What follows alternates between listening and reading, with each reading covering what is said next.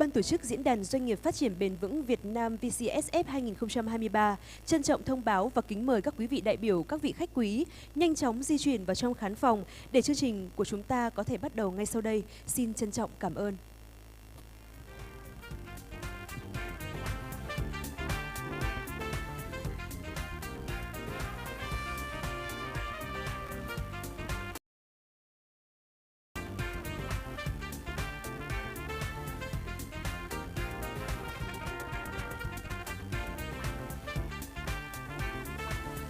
Kính thưa quý vị, ban tổ chức xin thông báo phiên chuyên đề của Diễn đàn Doanh nghiệp Phát triển Bền vững Việt Nam 2023 sẽ chính thức bắt đầu trong ít phút nữa. Chúng tôi xin kính mời quý vị đại biểu vào hội trường ổn định chỗ ngồi.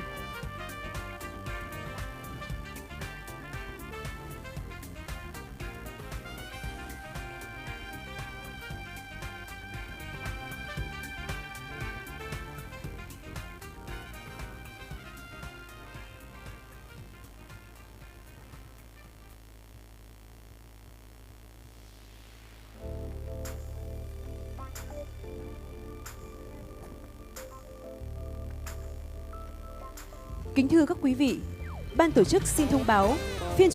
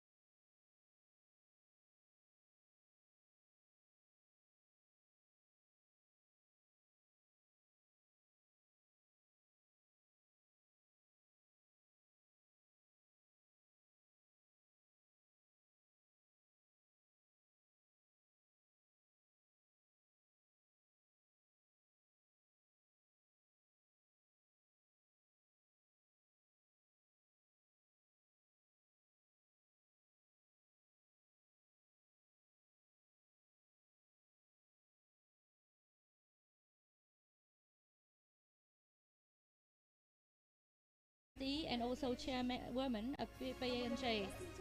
And once again, thank you so much and welcome you all to our summer discussion today in the morning session. Right now, we would like to invite to the stage Madam Cao Thị Ngọc Dung, the Vice Chairwoman of VBCSD and Chairwoman of PNJ, Phát biểu khai mạc to phiên deliver her opening remarks.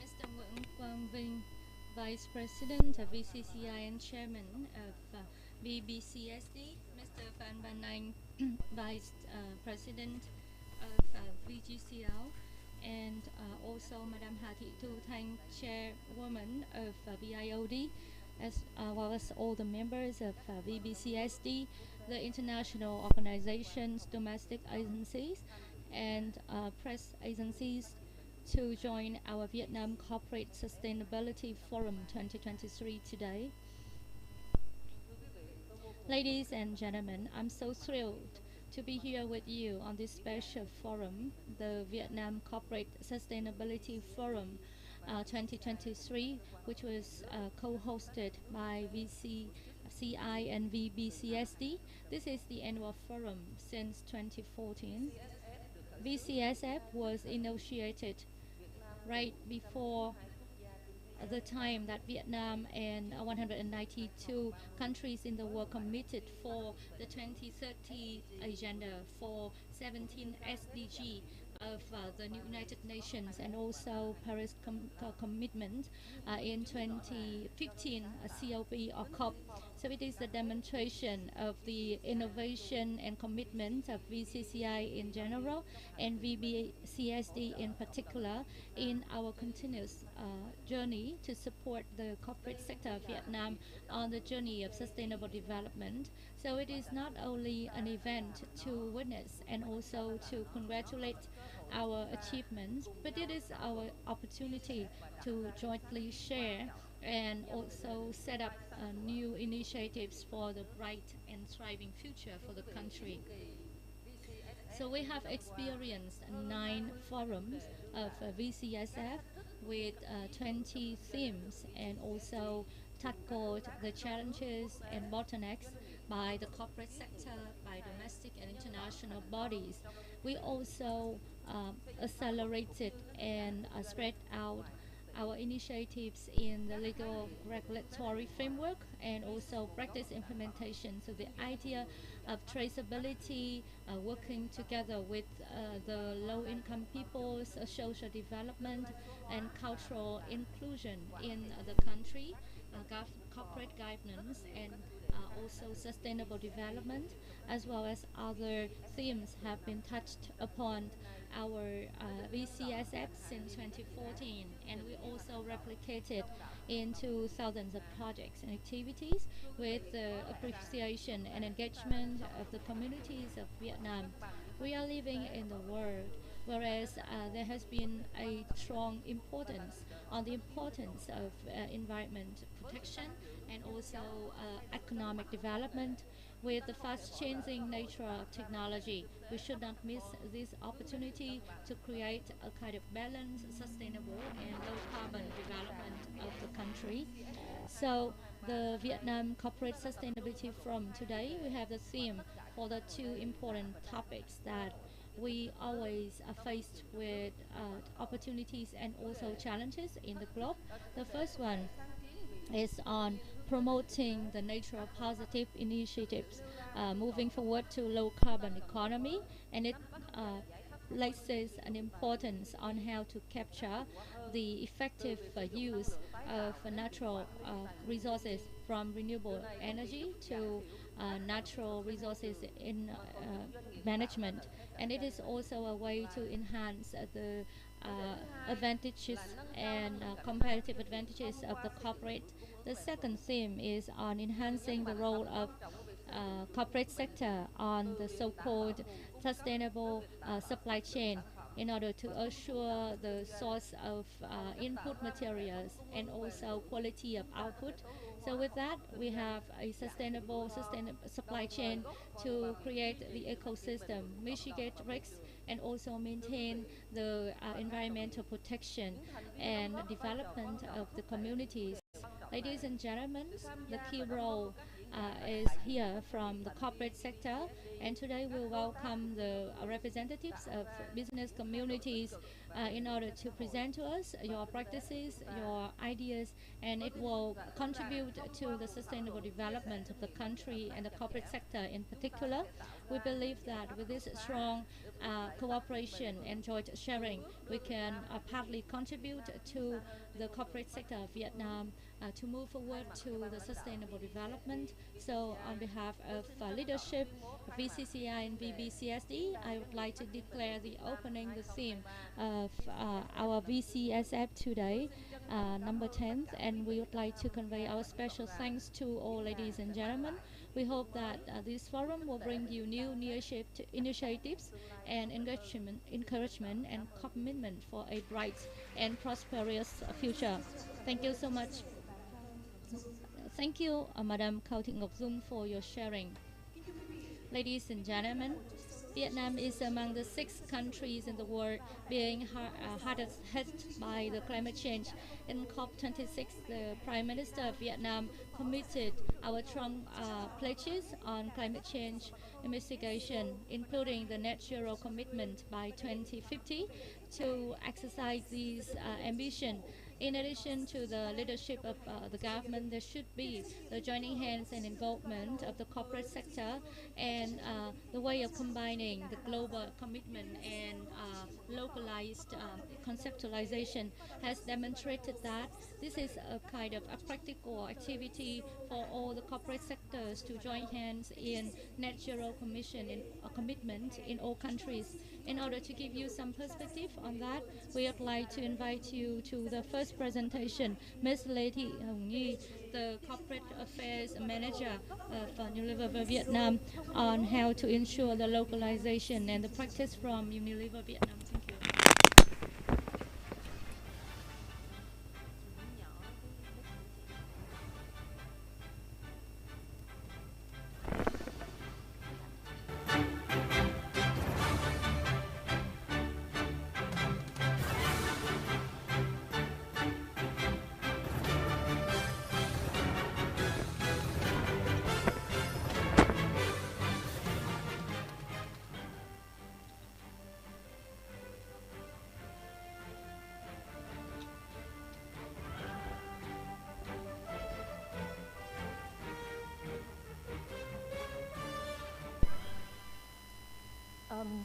Kính thưa quý vị đại biểu, kính thưa toàn thể hội đồng doanh nghiệp phát triển bền vững, kính thưa tất cả những cái đại biểu là lãnh đạo, là đại diện của tất cả những cái công ty và những tập đoàn đã có mặt hôm nay. Và Unilever, tôi rất là hân hạnh được đại diện với Unilever và được có cái bài trình bày đầu tiên thì nói về cái chủ đề là địa phương hóa. Các cái chiến lược phát triển bền vững thì ai cũng biết là chúng ta sống trong một cái thời đại mà có quá nhiều biến động, về biến đổi khí hậu ngày càng tăng cao, về những cái gọi là dịch bệnh và cũng như là chiến tranh, và hơn bao giờ hết thì cái phát triển bền vững lại trở thành một cái kim chỉ nam, lại là một cái cơ hội cho các doanh nghiệp và cho cộng đồng cùng hướng tới. Từ cách đây hơn từ khi mà thành lập Unilever, tức là cách đây hơn 150 năm, thì tôi xin kể một câu chuyện là William Lever, tức là người đã sáng lập ra Lever Brothers từ năm 1870.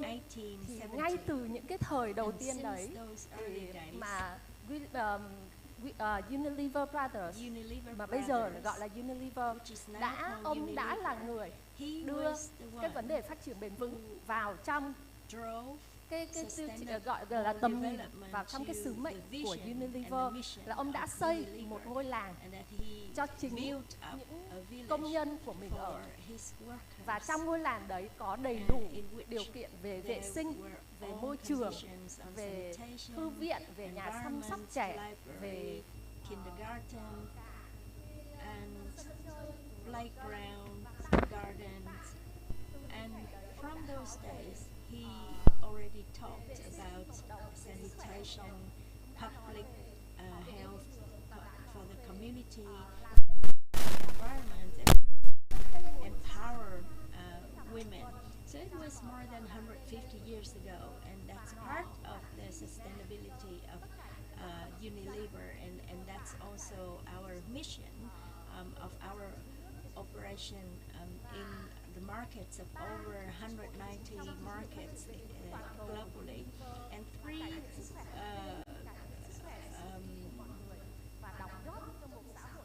strands that we talk about. Unilever compass sustainability strategy that about improve the health of the planet, improve health, people's health, and even contribute to a fairer, more social inclusive world. And I will talk a bit further on improve the health of the planet, or we have been familiarized ourselves with the concept called environment protection.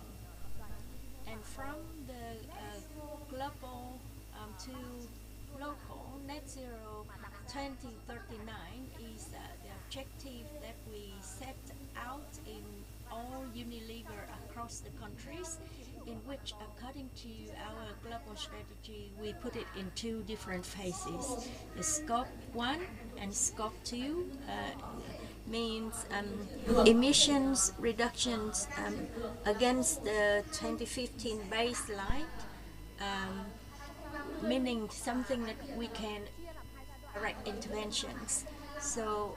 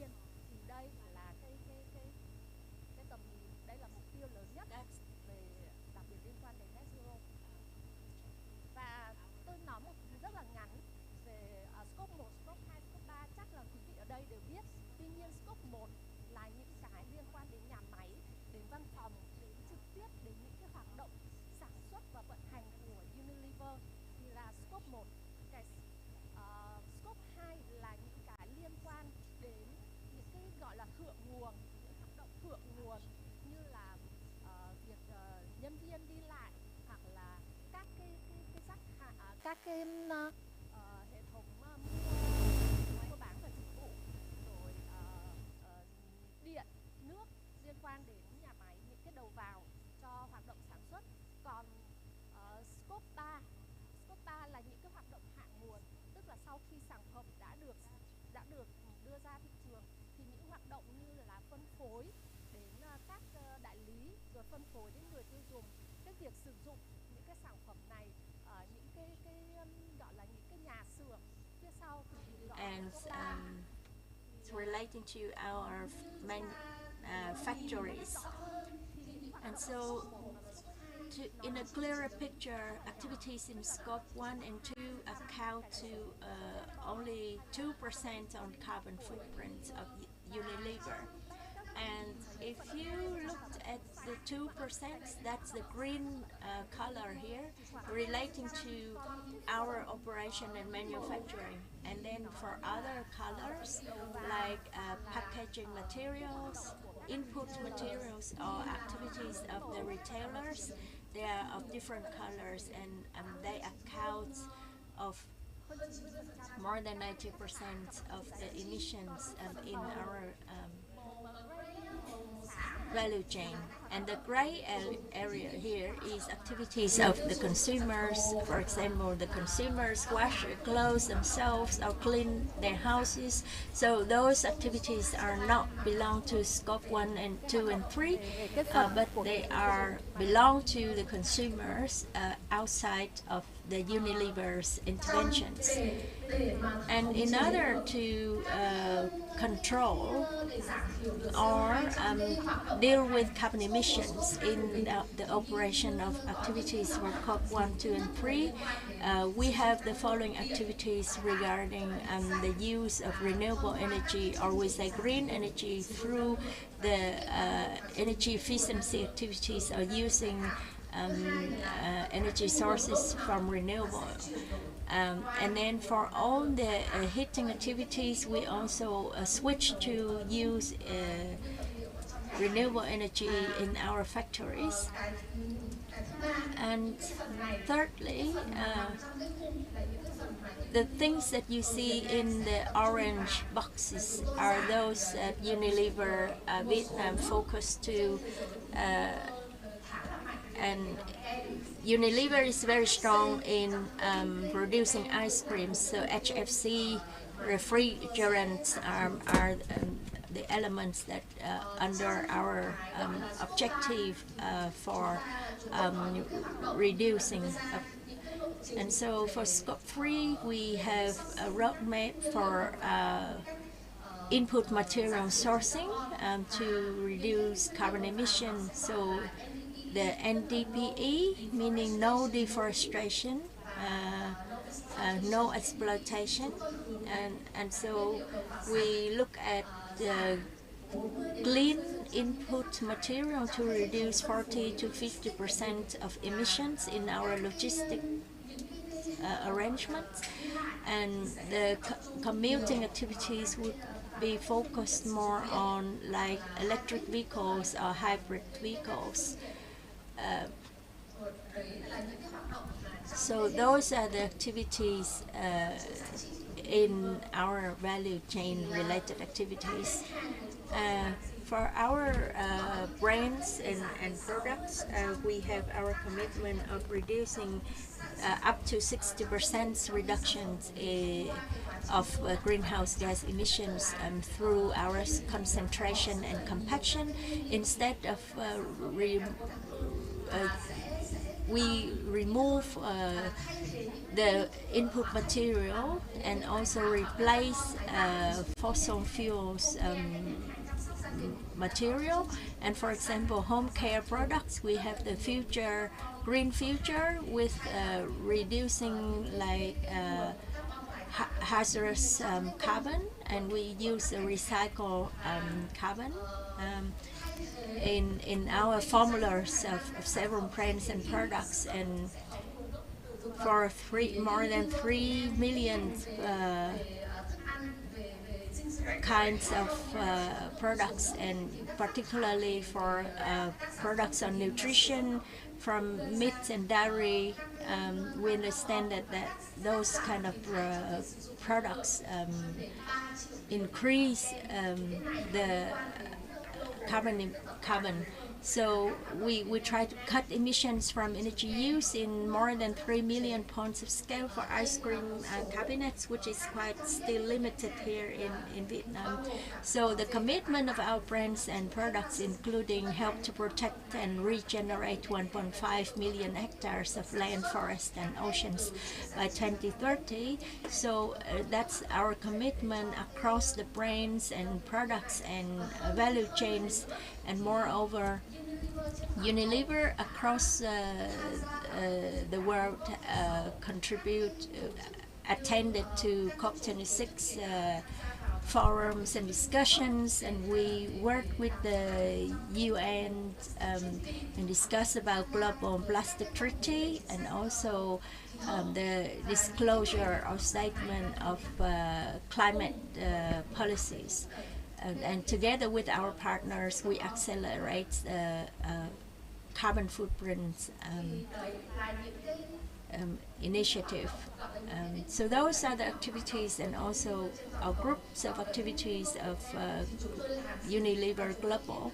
And in Vietnam, what is it that we have been doing and how we have been materialize our net zero commitment? So they are well aligned with the global commitment. So we materialize it in our factories in Củ Chi, Bình Dương, Da Nang, and also among the third-party factories. And soon I will have a video to talk more specific about what we've been doing in those factories. And for Scope 1 and 2, Unilever has established our roadmap since 10 years ago, and in 2021, Scope 1 and Scope 2 in Vietnam, in our factories and different centers, we have reached net zero according to Unilever global certificates. So that is to say, we have achieved net zero at our Scope 1 and 2 since 2 years ago, particularly for the IREC certificates for our clean energy, and mainly from biomass and solar. We will have a clear representation on this. In addition, Unilever have been working with Ministry of Natural Resources and Environment for the afforestation plans. So it's about positive carbon, and we committed to plant 630,000 trees by 2025, and by now we have planted 500,000 trees. So presently we have been organizing workshops, knowledge sharing sessions, and sharing our good practice across more than 200 partners and suppliers.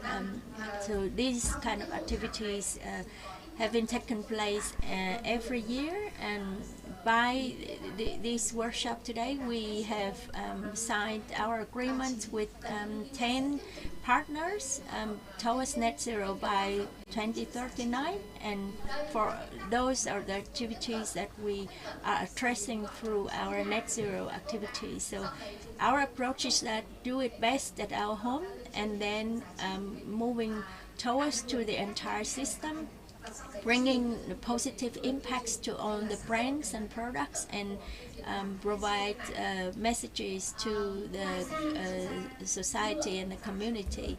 In addition, the reduction of plastic waste is also an important approach to carbon emission reduction.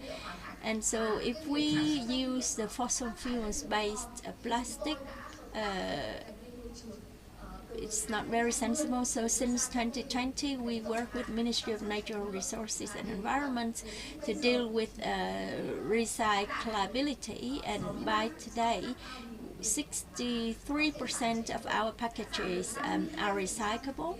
So we also able to reduce 52% of the virgin plastic reduction in our packaging for our products. And 52 and we replaced it with recycled plastic, and so we work with our partners to collect and to collect these plastics. And so we work with the street vendors in these collections as well. So several activities relating to our plastic waste activities. So I talked about Unilever with its target to achieving net zero by 2039. And here are those partners who are joining us with our journey towards 2039, and allowed me to share the video clip on activities that we have been conducting in Vietnam across our factories.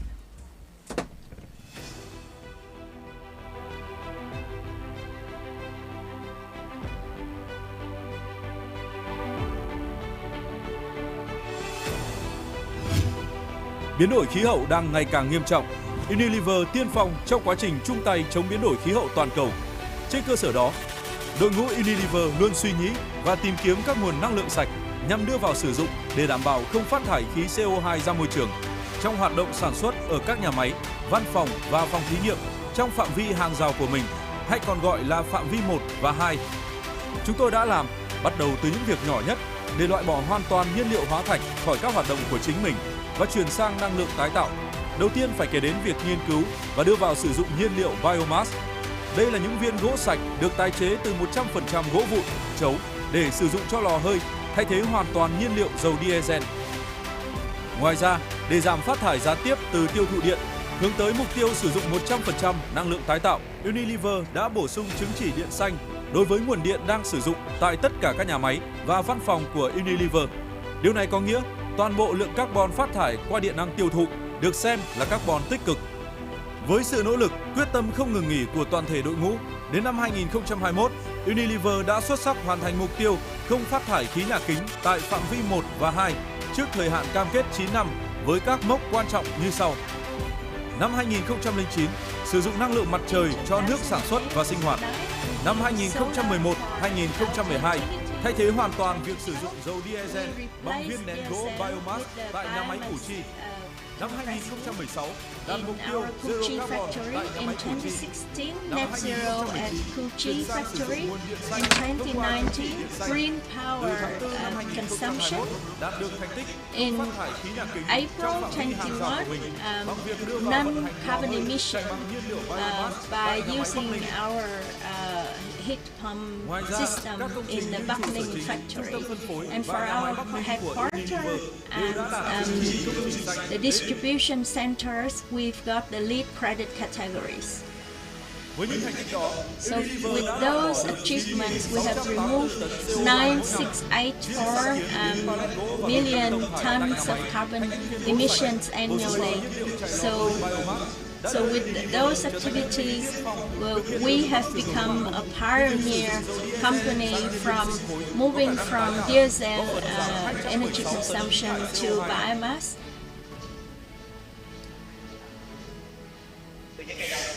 And from the early days of our project, I recognized lots of challenges and difficulties, but after the success, I should have a wow, and I was very happy with my contribution to the project and towards the sustainability of Unilever, which have brought us a greener environment, working environment, cleaner and greener.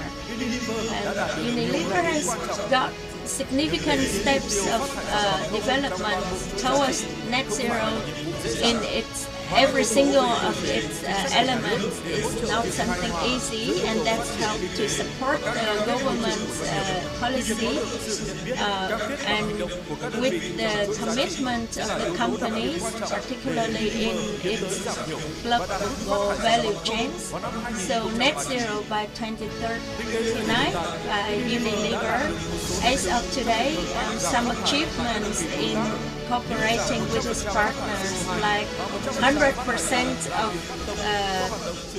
recyclability, and also in its packaging.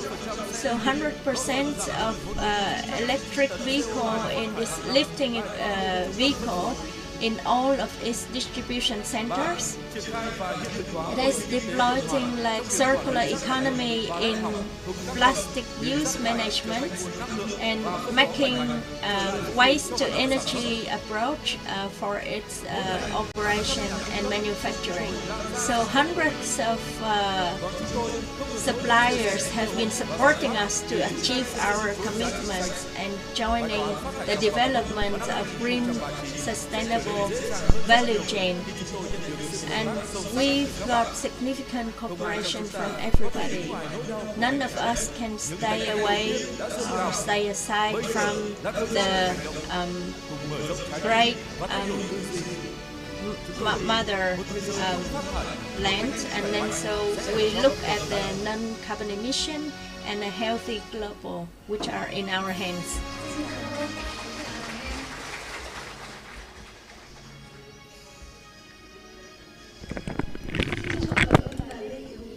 you so much, Ms. Lê Thị Hồng Nhi from Unilever Vietnam for your wonderful presentation.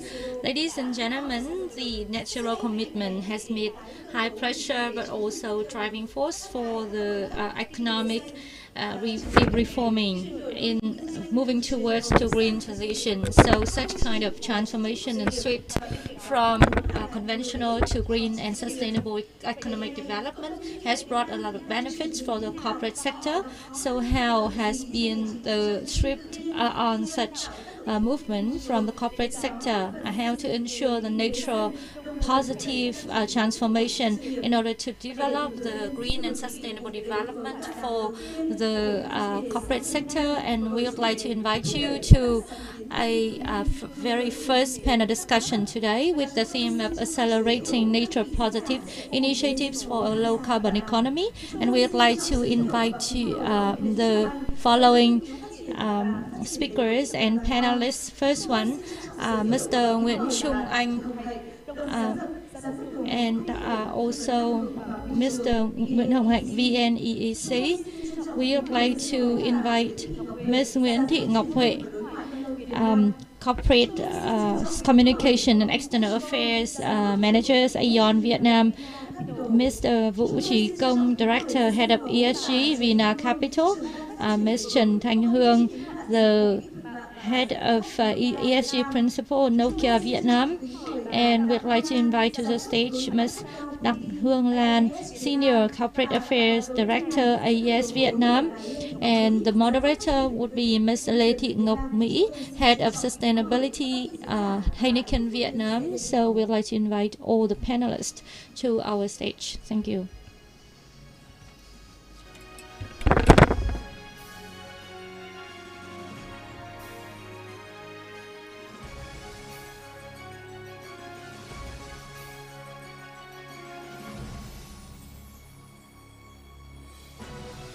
Và ngay sau đây xin mời quý vị chúng ta sẽ cùng đến với tọa đàm So, ladies and gentlemen, we would like to invite you to the first panel discussion, Accelerating Nature Positive Initiatives for a Low Carbon Economy.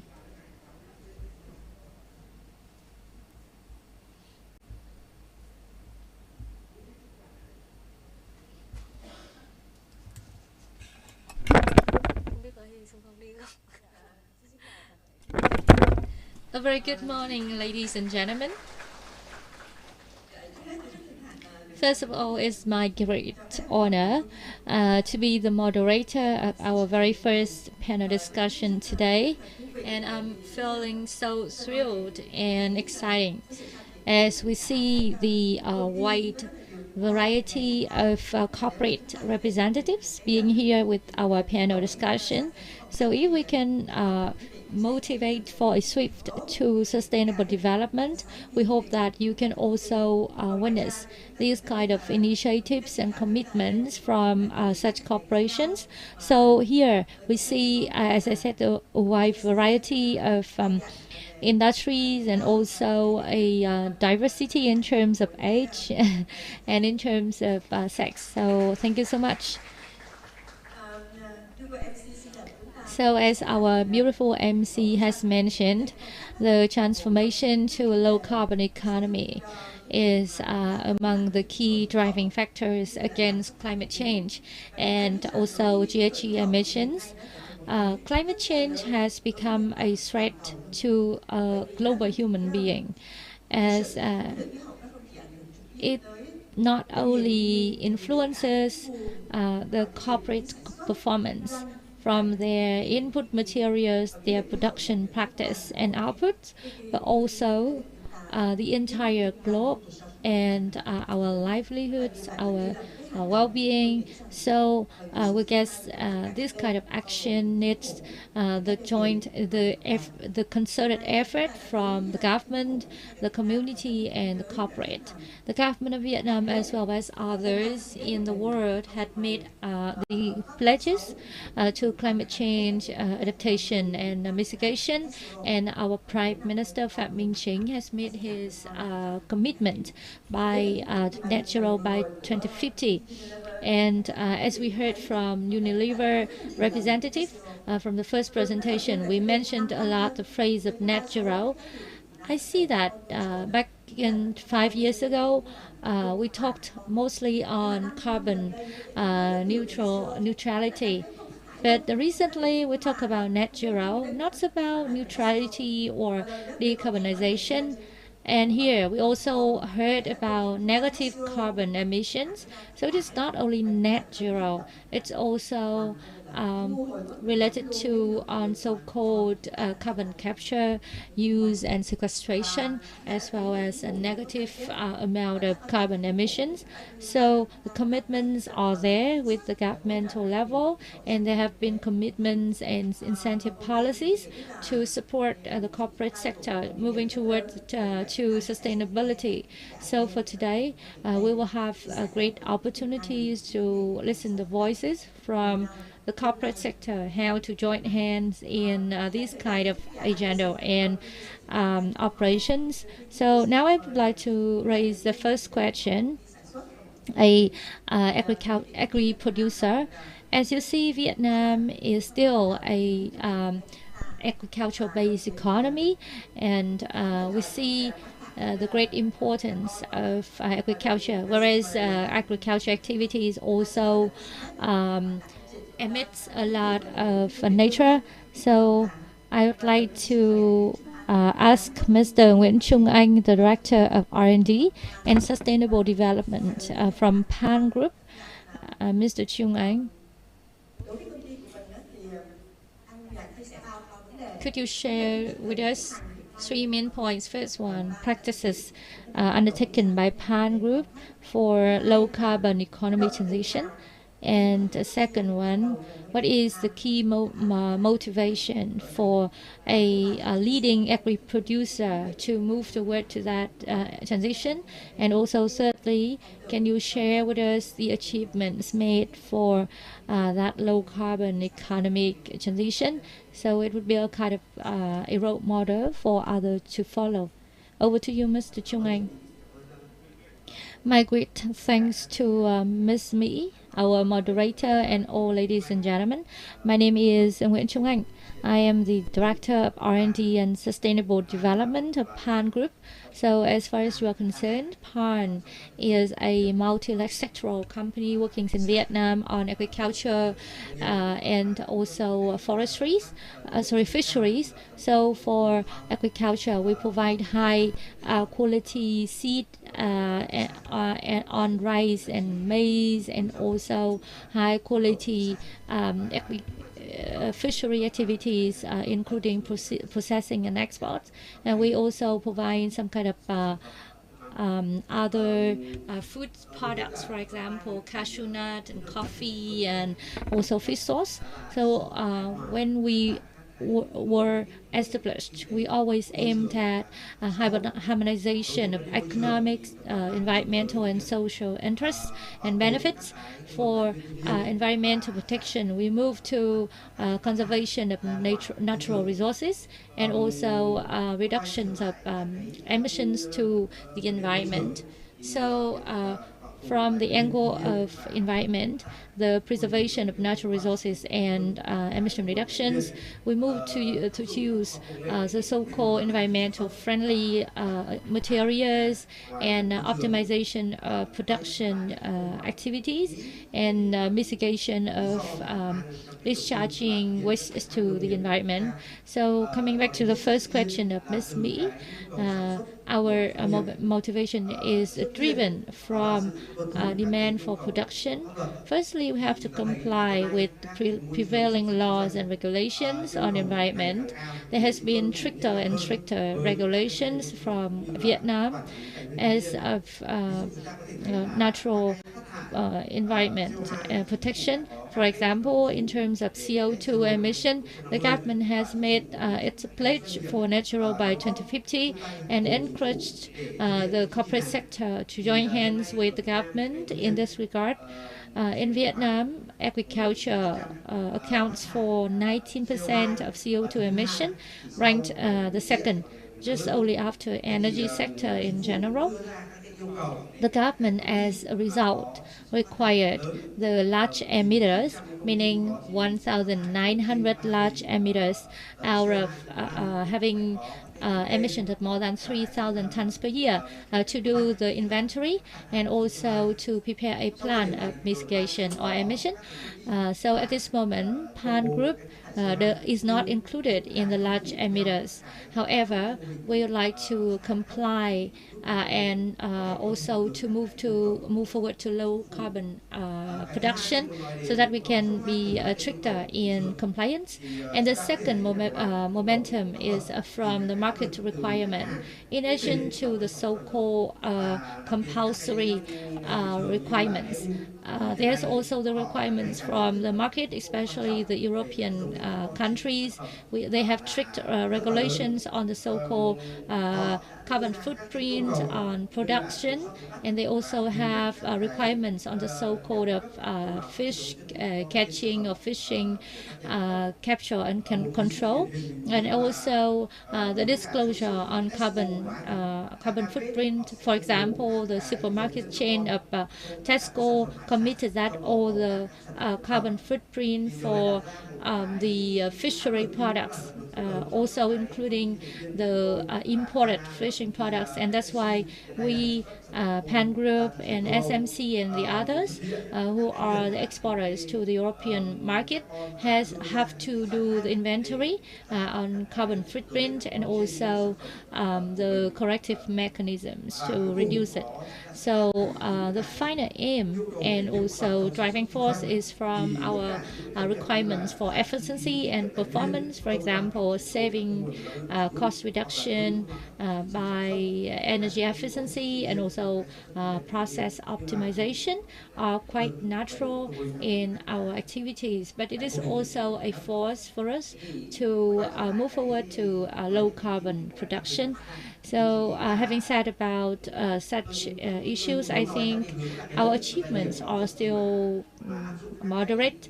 However, I would like to refer to the benefits that corporate can gain when it comes to the low carbon economy. So in general, at the manufacturer scale, we can save cost and also mitigate the emissions by the use of in an optimal way of water and also materials in agriculture and chemicals, maximum use of renewables and the others. Then we can save around tens of billion Vietnamese dong per year. And the other way is to increase the revenue and profit from two ways. First one, it is a good way to enhance our branding and position when we export to international markets. And then we can also use the so-called residual or byproducts, which is also the additional source of revenue. For example, we adopt a circular economy, and we can see that shrimp production or shrimp farming can have around 7,500 tons of heads of and also the skins of the shrimp. So instead of consuming it as a kind of waste, we can also cooperate with another companies to do this kind of shrimp meal or a kind of animal feed. So with that, then the value is 5 to 10 times higher. And then every year we can gain around 15 billion Vietnamese dong from that kind of processing and producing animal feed via the byproducts of shrimp processing. And the final one is about market penetration and expansion, especially for the high quality and high level markets. So these are the markets whereas there is special attention on origin and traceability, and our products have been exported to 40 countries, including European ones and Japan. And the final point I wish to raise is that investors pay attention not only to economic return, but also the compliance of the corporate in terms of ESG, meaning environment and society. So these are a kind of plus or benefits when we need to call international and also domestic investments. Thank you so much, Mr. Chung Anh, for your interesting sharing.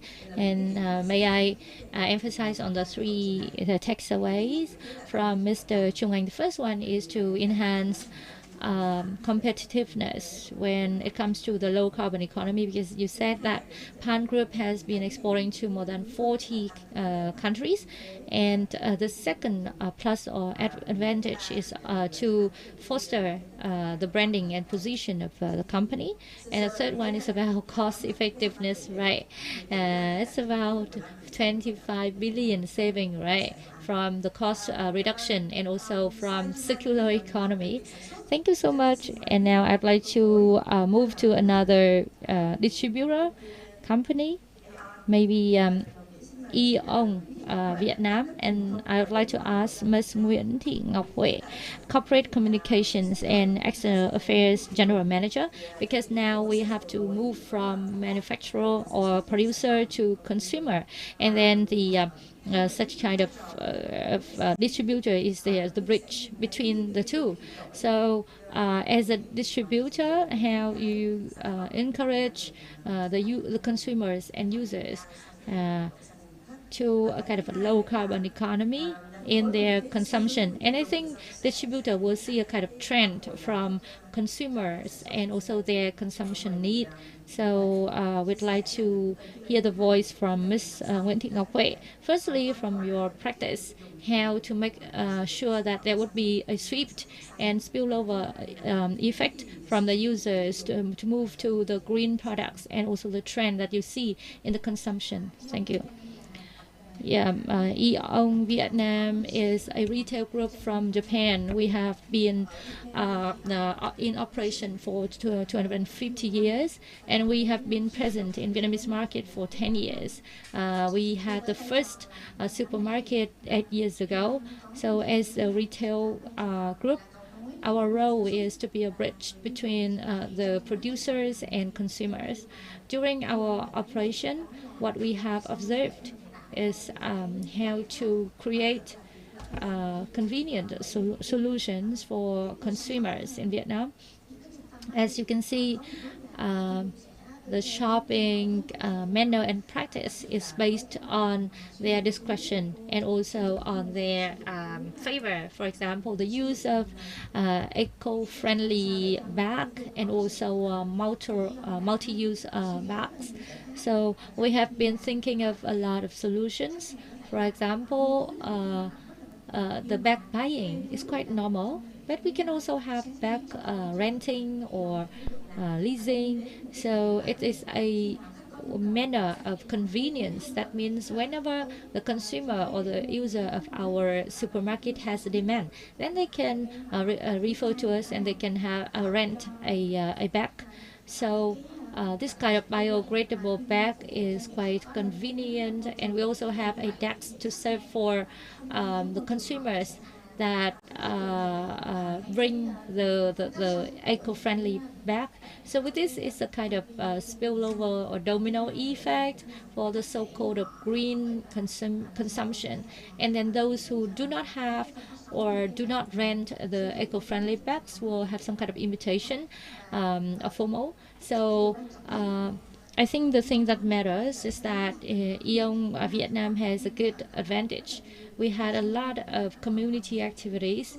Via them, we can have a lot of fun in combination with knowledge sharing and education to our consumers.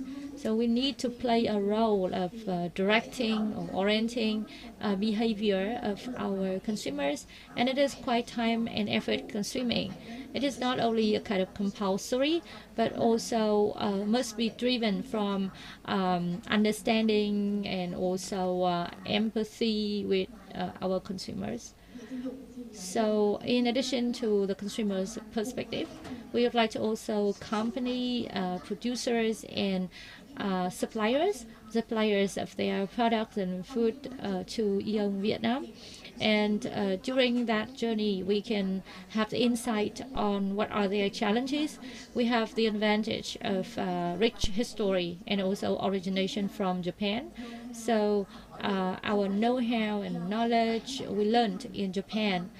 The way we operated, meaning no single-use plastic bag in Japan. So it was a hard journey, especially challenging from the first step, but we learned a lot in Japan. And I think the speed of adoption of that program in Vietnam is quite high. We are so proud of that. And in one supermarket, the number of customers denying using single-use bags is around 2,000 per day. Per our pilot day, and the number of consumers renting our bags is 20,000. So we are followers compared with the Japanese market, but we are quite a fast learner. And from the young generations, they see that they are impacted by education and our communication campaign.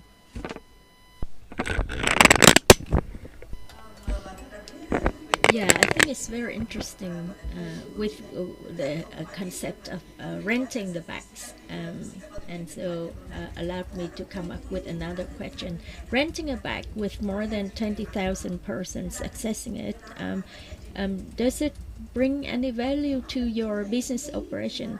If we talk about cost, in the first instance, we would see them as cost or expense, but in the longer run, it's kind of confidence and support of those who've got their green lifestyle, and with their words of encouragement during our running of this campaign. So that's kind of short-term cost, but in the longer run, it's kind of opportunities for us to bring to, for example, the love of the green brand.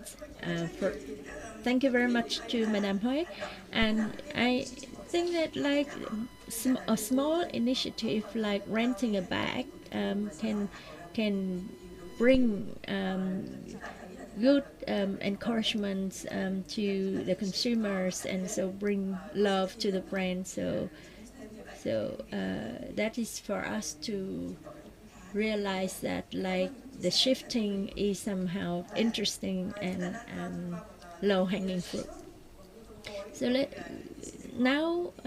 let's move forward to like a company that provides like technological solutions. So Ms. Chan Thanh Hoon, Head of Sustainability of Nokia Vietnam.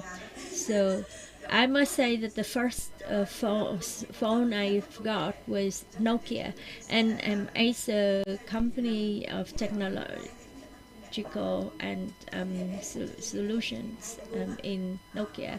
So that what is that with something that with easy access or elements that support the company to move towards the transition. Yeah, when I first came to today meeting hall, somebody asked whether or not we still have Nokia as our phone distributor. Yes, coming from the Netherlands, I must say that we no longer produce phone, but since the last 30 years, we are focusing to science innovation on telecommunications to start to bring the starting solutions not only for telecommunicators but also in a wider sense. So one of our purposes is that we create technologies within Nokia to create higher technologies globally. So maybe from now on, when you hear about us, Nokia is still a big brand, and I'm very happy to know that we are still in your hearts.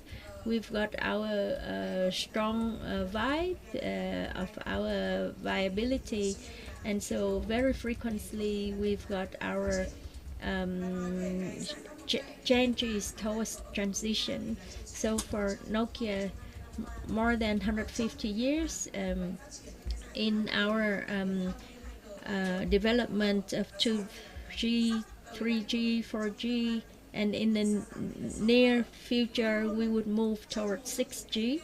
And that's one of the objectives or criteria, is that in any new generation of solutions we need to reduce energy and increase its efficiency, and also reduce carbon emission in every single bit data and its processing system. So for all the products that we are supplying to the network companies that are with like the newest technologies, and including from chipset to application to services, we always integrate the newest technology like shared learning, AI, cloud computing, to enable the operating of the network more effective and with higher energy efficiency, and optimize the needs of our clients. Like for our traditional clients, like the network companies, we always work with them and joint hand going along with them to extend the network and provide the best solutions to their companies, to the market, and to the end users. So for those clients from other industries like manufacturing, transport, agriculture, we have been developing opportunities to cooperate towards like smart manufacture factories, smart agriculture management, towards 4.0 technologies. And most recently, in terms of services deploying, Nokia has applied a technology called digital design with AI, shared learning, and data analytics.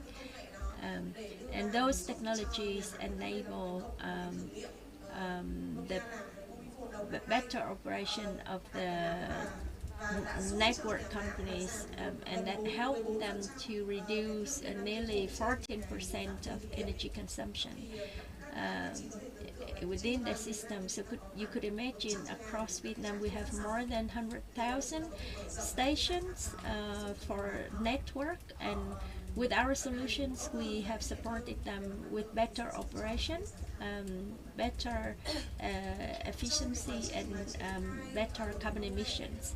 So for innovation, we understand that there are several important elements, and I'm going to list out here 4 of them, which are very critical. Firstly, human resources, or people.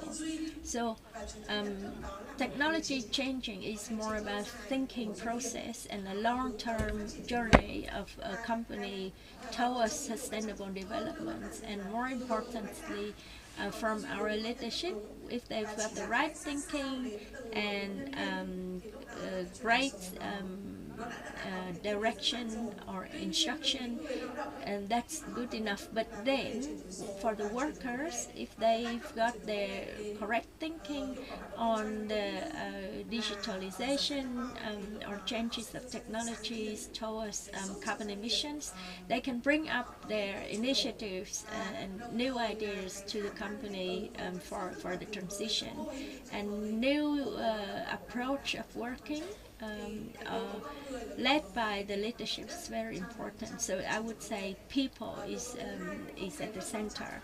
Secondly, and also very importantly, is the capital or funding. So for every technology-related company, related project is very time consuming, and it requires diversification of financial sources. We need to look at different channels of finance for sustainable development, and maybe Mr. Kong from Vina Capital will talk about it further. And thirdly, the regulatory framework and legislation of the government, because Nokia is working towards B2B, and we rely a lot on the procurement law, and the legislation should be active in a way that it would provide enabling the operation of the business aligned with its operation or business development and mission or vision. So those are critical elements to the transition. Yeah, thank you very much for your sharing. I think I do agree that these elements are very critical for sustainable development. I think I should better connect Mr. Kong from Vina Capital, but on capital related issues. And the question is that how should we be able to access to green finance for our investments? We talk about technologies. When we talk about transition, let's move forward to consulting activities. So the next question allowed me to move to Ms. Dang Thi Hong Hanh, the founder and director of Vietnam VNEEC. So the question I would like to address to Ms. Hanh is that as a consultant and as a connector between the government, because they provide consulting services, legal services to the government, but also provide solutions to the companies for their compliance.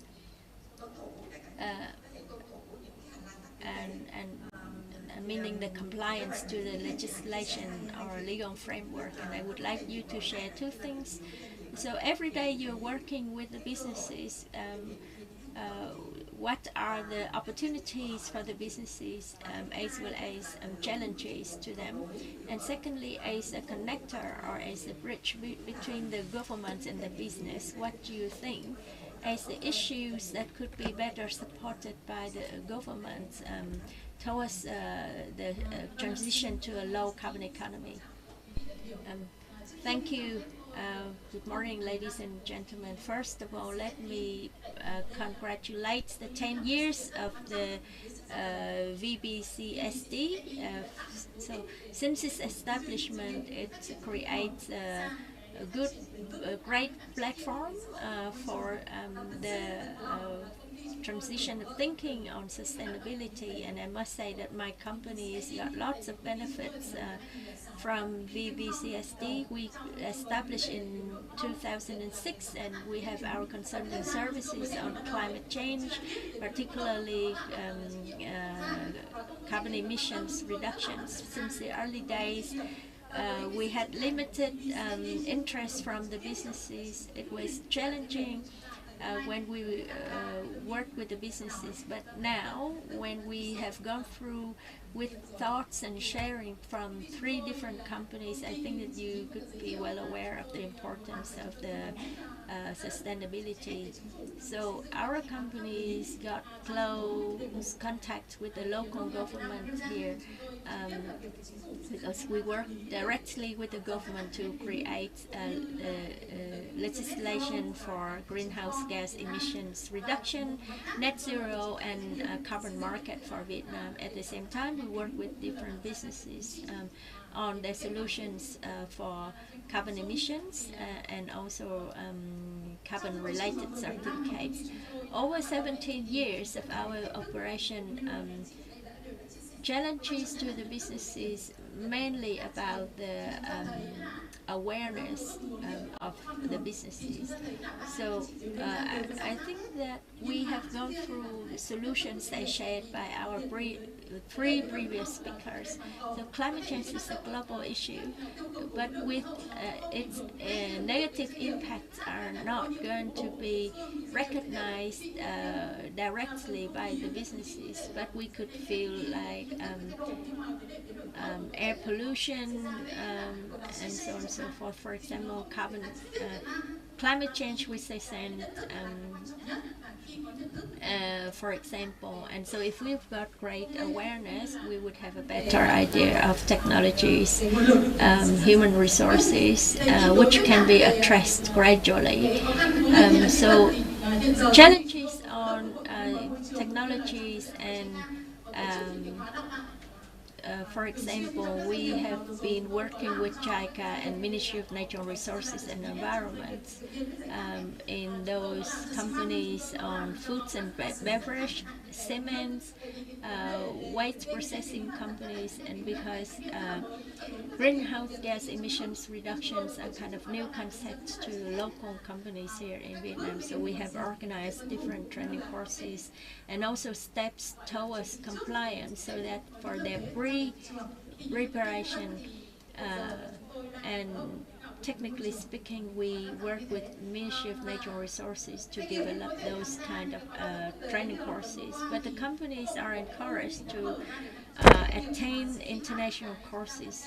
And I think for the EU portal, I think the CBAM of the EU, they've got different training courses under registration for the participation from the businesses with detailed guidance for the compliance as imposed by the EU regarding exporting products to the EU market.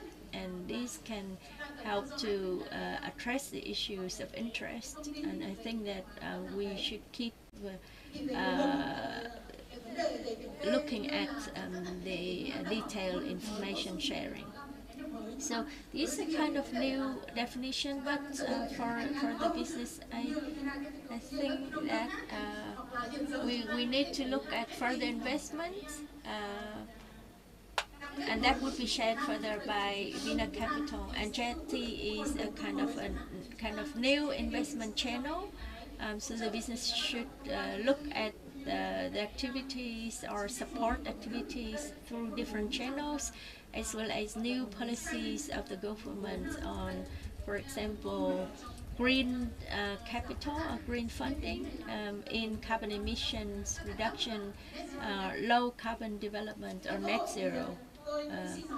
And for opportunities, I would go through them very quickly, because from the two previous speakers, they talk about that promoting of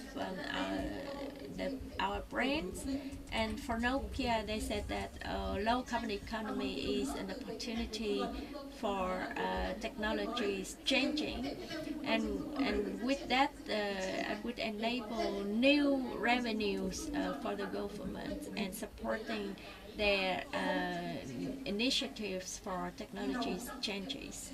And so that should be looked at for the development of the strategies towards net zero for their company as well as for the country's commitment. And when I work with the business, complaints by the government is that, okay, this new definition our new concept is too new for us, and we haven't got any guidance. We need detailed guidance by the government, and by 31st of March 2025, report on greenhouse gas emissions inventory required, but alongside with the guidance of the Ministry of Natural Resources and Environment, we support the ministry to develop an e-portal where the companies should access to like circulars or regulations, like and so present 119 and 12 companies should go through under the compulsory greenhouse gas inventory. In addition, the government need to have some support policy to the business, in addition to the training courses that we are working with JICA regarding greenhouse gas inventory. for example, in the food and beverage sector, waste management, and cement.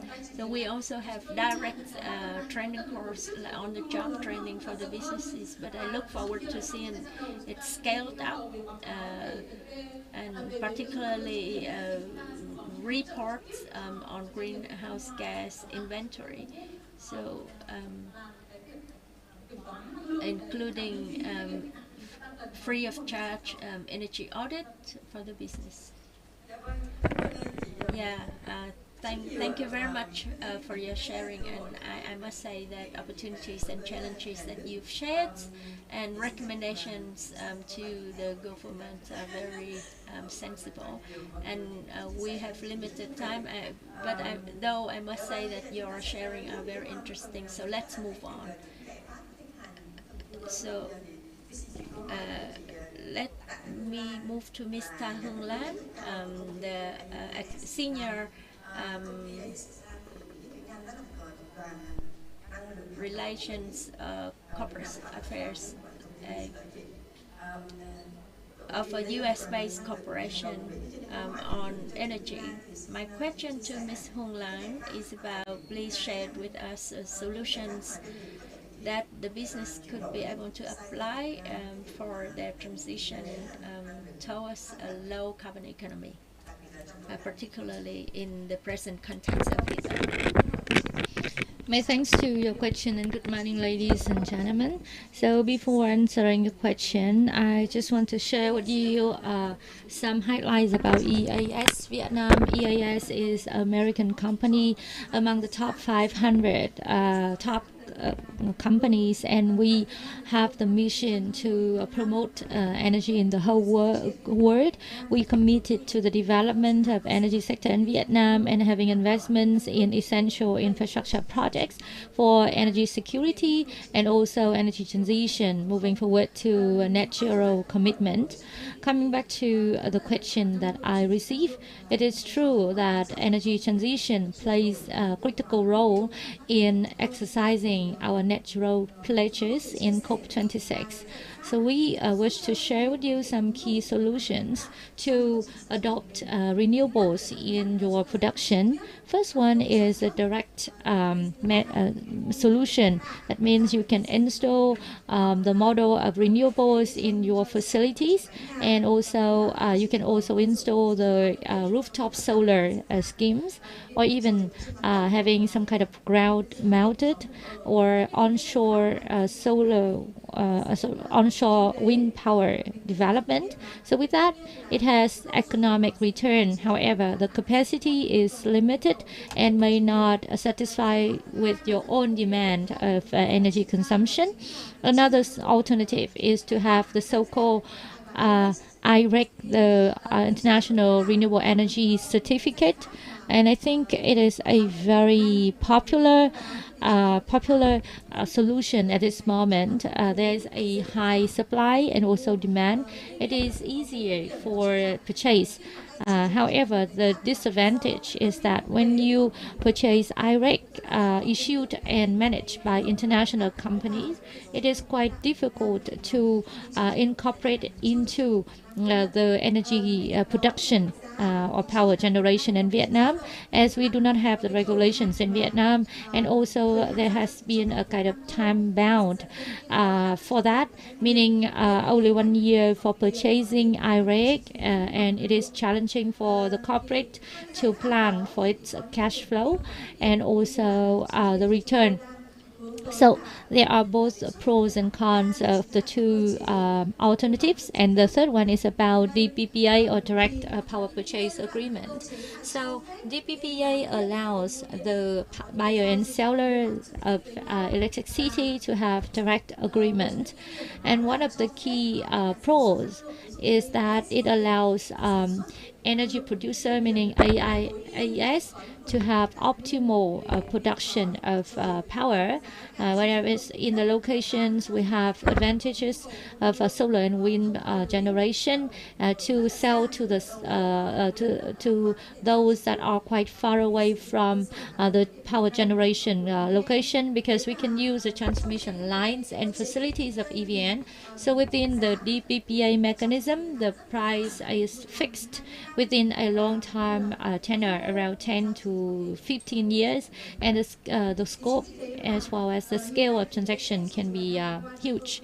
So as a result, AES has been cooperating with different partners in Vietnam to initiate this option and alternative, because as a US company, we have a lot of experiences in providing renewables for large corporates, including Microsoft, Meta, and the others. Particularly, we also had agreement with Google to provide 24/7 renewable source of generation for the center of Google. For 24 hours, and the way that for 24 hours, 7 days. So that means we have integrated sources of generation, solar, wind, hydro, and also BESS, meaning the battery energy storage. So this is the three main options, and of course, we can see that this kind of option has been further considered by the government, especially the DPPA. However, once that DPPA mechanism is available and operational, I think it is an incredible solution to promote renewables development in Vietnam, as well as to serve the energy transition and also unlock billions of dollars of investment for social and economic development. Thank you so much. Coming back to our moderator. Yeah, thank you so much, Ms. Hương Lan, for your ideas, especially about DPPA, because it is a solution to not only economic return but also employability. And now I think we can turn to the source of capital. And I think the question is for Mr. Vũ Trí Công, Director, Head of ESG in VN Capital. So we wish to learn from you two aspects. First one, when it comes to the low carbon transition, and the corporate would like to have some kind of investment capital. So according to your opinion, how to make sure that those kind of corporates can have a good sales pitch to the investors, and what are the efforts made by VN Capital to support such transition to low carbon economy? Thank you so much. I think it is quite high pressure, because at the end of the day, the question is where we can source the money. So I just want to explain different types of investments. On the first side, this is about economic return, and the other side is about the impacts. So we have a conventional investment, social investment, and also philanthropy. So I would like to explain further on the pros and cons. Firstly, it starts with project screening, working with the corporate, and the due diligence, implementation, and also divestment. So as we can see, there has been a lot of uncertainty in the economy. There's a kind of thirst for and hunger for capital, but we see that there have been a lot of the so-called impact investment sources, but without any kind of destination. So the question is how the corporate can do to tap onto that source of financing. And if there is only one reason, one issue, I just want to talk about the the readiness of the corporate. So if the corporate does not have full sources of data, then I think the conventional and also the green investors will have no way to understand what the corporate is doing and what are the impacts it can bring. So I totally agree with Ms. Hạnh that firstly, the corporate has to change their awareness, and they have to understand fully about themselves. There are two examples. First one, the corporate is very much focused on economic return, having no information about the impact, and the other thing, the other way is the other thing around. So then if the corporate focuses too much on impact, they do not know how to scale. Firstly, corporate or businesses have to understand what are the key ESG issues that they need to tackle, and for each issue, what is the impact, meaning negative and direct, and also positive. For negative impact, how to have a good journey to manage and mitigate the negative impacts. So with that, the corporate can come up with good policies and also records, and also sources of data. As Ms. Hack has mentioned, 1,912 companies are considered to be the large emitters. They need to do the energy inventory or emission inventory. They need to record. They need to also disclose such information in accompaniment with the other financial targets or issues, so that the deal makers, they can reach out to such information and they can have their diagnosis. So those corporate that have good disclosure and record of information and data would have better chance to approach to the sources of financing. So I think the thing that matters most is about inventory, recording, and also disclosure of such information. I just want to add one more thing because we have only 3 minutes, and here we can see that all the case studies here are Vinamilk, Palm, Nestle, Unilever, the large MNC. They are doing inventory and they are doing also information disclosure, but the small companies can still do so with the same approach, maybe with our own channel. I don't think that small companies do not have resources to do so, because the returns that can bring is much larger, and with that kind of disclosure of information and recording, then it is incorporated into your DNA, and it would be a kind of your characteristics. So it would be like the daily activity of you in your business making. So it is quite effective. Thank you so much, Mr. Gong, for your sharing on how for companies to transition and also to approach to the green source of financing. So allow me to have another 5 more minutes, because it is also aligned with the theme of our VCSF today. We touched upon the practices, the way we transition, and the need to cooperate with one another in our supply chain, in the sources of financing, and also in dialogue with the government. But transition to a low carbon economy is still new, although we have a lot of commitments from the state and from the corporate sector. I'm sure that there are paramount challenges, and I just want to raise a question to 3 speakers here. In your opinion, what is the biggest challenge, and your recommendations to overcome and to tackle those challenges? Firstly, I would like to need from Mr. Chung Anh. How much time do I have?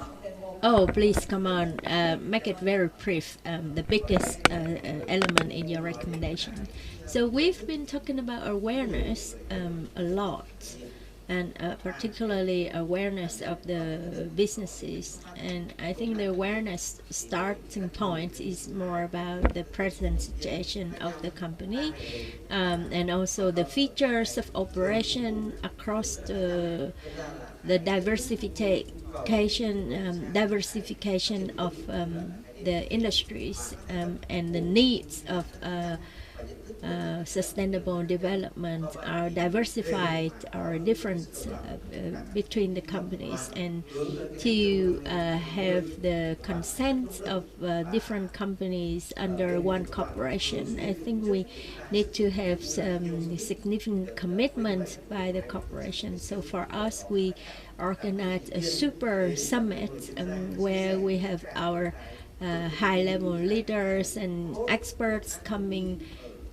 to the summit to share the best practice and also applications among the companies on what they have been doing. So that's one of the things that the other companies can learn from.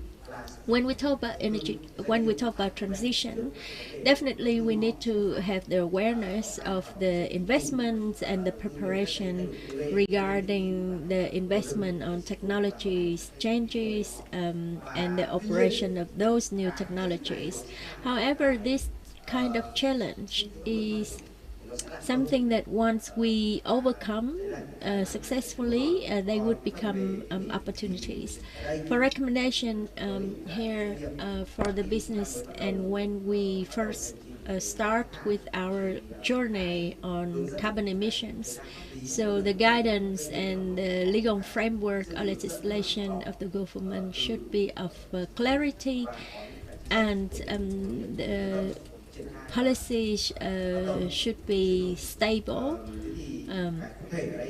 and to be more specific, I would say, for example, encouraging the businesses to start with the application of new technologies with like tax incentives. Thank you, Mr. Chung Anh. And the next speaker I would like to invite is Ms. Ngọc Huê from Aeon Vietnam. Yeah, for Aeon Vietnam, we are a distributor, so we are somebody standing middle of the producer and consumer. And for Aeon, within our scope of work and capacity, we can direct or give direction to the behaviors of the consumer. So when we work with our suppliers in Vietnam, the number of SMEs account of a very high share, and as from any other speakers that we've heard so far, the initial challenge is about technology changes and funding or capital, and to bring changes for the technologies and supplying green products, lots of efforts are required, and so we need the government to provide direction and information on what would be that with the technology changes. But for the government, I think that, like Ms. Hanh of VNEAC shared, it's more about support of policy and support incentives and funding, so that we can go faster and stronger. And finally, Ms. Thanh Hương from Unilever Vietnam. I've got 1 minute, I know. So I think the biggest challenge is like the inconsistency of the sustainable development in the participation of the businesses. That's all about the consistency of the sustainable objectives of a company. It required us to join hands together, and one recommendation from Nokia is that if we've got an alliance led by the government, including members as ministries and core business of the key industries, so that we could provide solutions. For example, Nokia is the one who developed the information network. So when we work with the universities, for example, to bring that alliance to every single industry in a wider scale of the economy, and then we can create the use case to demonstrate the use of the technologies for a longer term, and then we can materialize our ambition towards low carbon economy. Thank you. Allow me to go for another question to Ms. Hung Lan for AES Vietnam. So maybe you go with a very specific recommendation to the government, please. Thank you. I will be very brief. For solutions that I have shared previously, so there are two issues. Firstly, relating to REC. REC has not been recognized in Vietnam, and for its operation and exchange of REC is more about a voluntary basis, and it's more and then therefore the transactions are now quite limited and are not very attractive in the market. So REC does not create like a great motivation for the business to develop the renewable energy related projects, and I would recommend that the government of Vietnam should consider REC elements in the development of its policies regarding carbon emissions, particularly in energy sector, towards a low carbon economy. Second recommendation is about like DPPA, direct power purchase agreements, because that would be the significant starting point to address investment in renewable energy and support the companies in meeting their commitment of 100% renewable energy. So in Vietnam, an example is that in Asia Pacific, that so far they've got 7 gigawatts of DPPA signed between the companies and between companies, and I must say that that's about renewable energy buying and selling through the PPA mechanism. So that's very visible. So, Mr. Kong, please. So I want 10 seconds. So I think the biggest challenge is human resources. Global initiatives, global commitments all require human resources. For example, for Vina Capital in 6 months or 1 year, recently we have been recruiting an ESG personnel, but we haven't been able to do that. And so for the government, I think they need to be equipped the market with policy, and that would enable us to human resources development.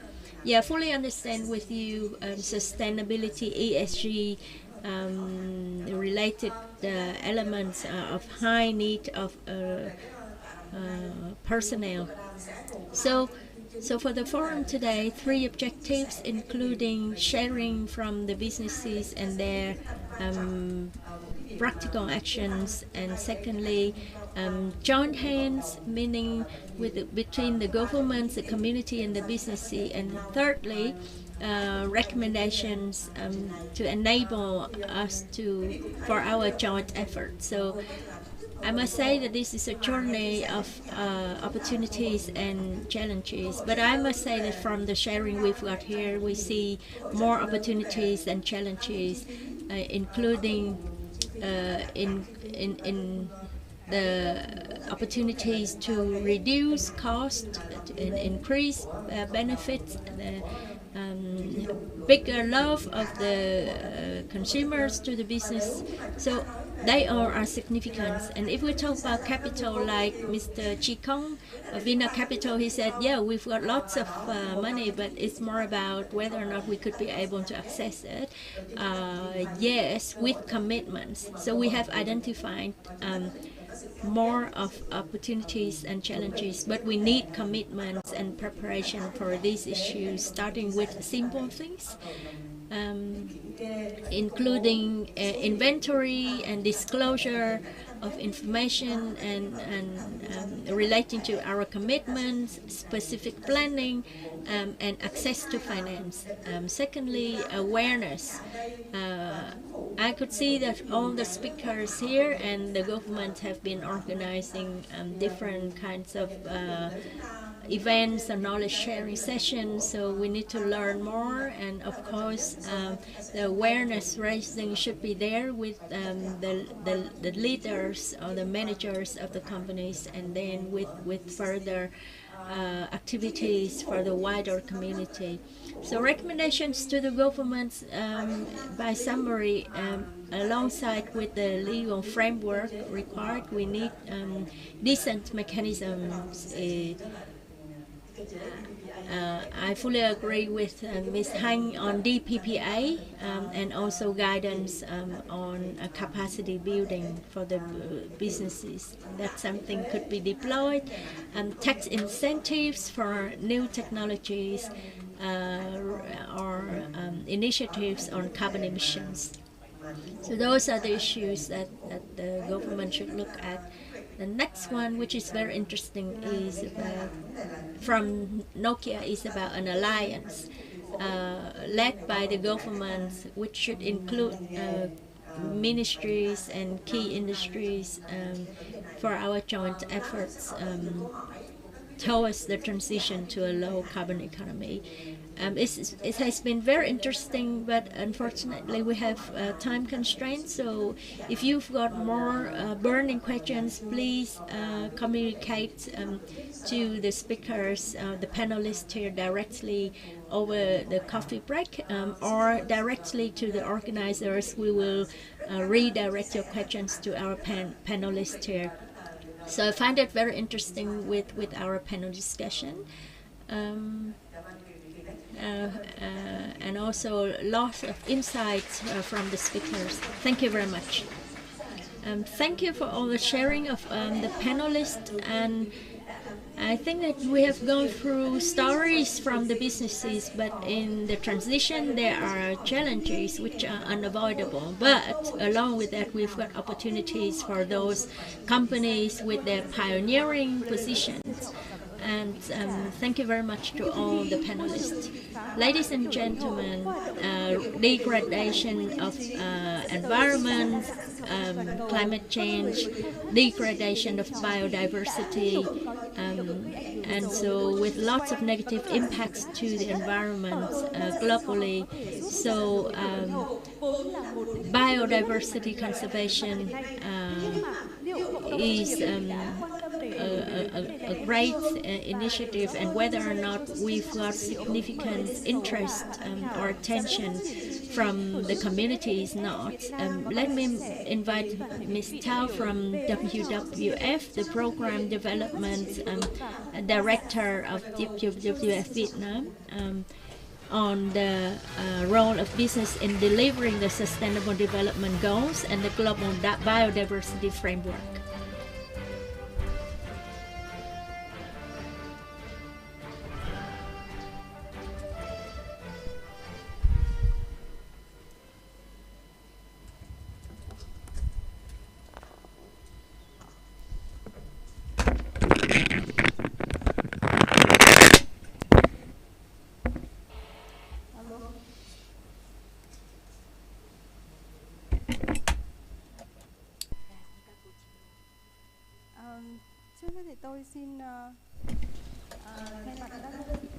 Yeah, on behalf of WWF Vietnam,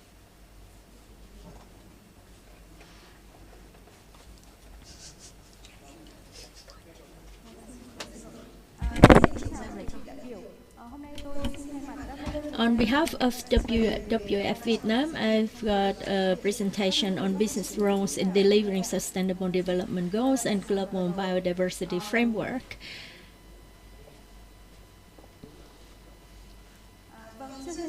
And first of all, I've got a few words on WWF Vietnam.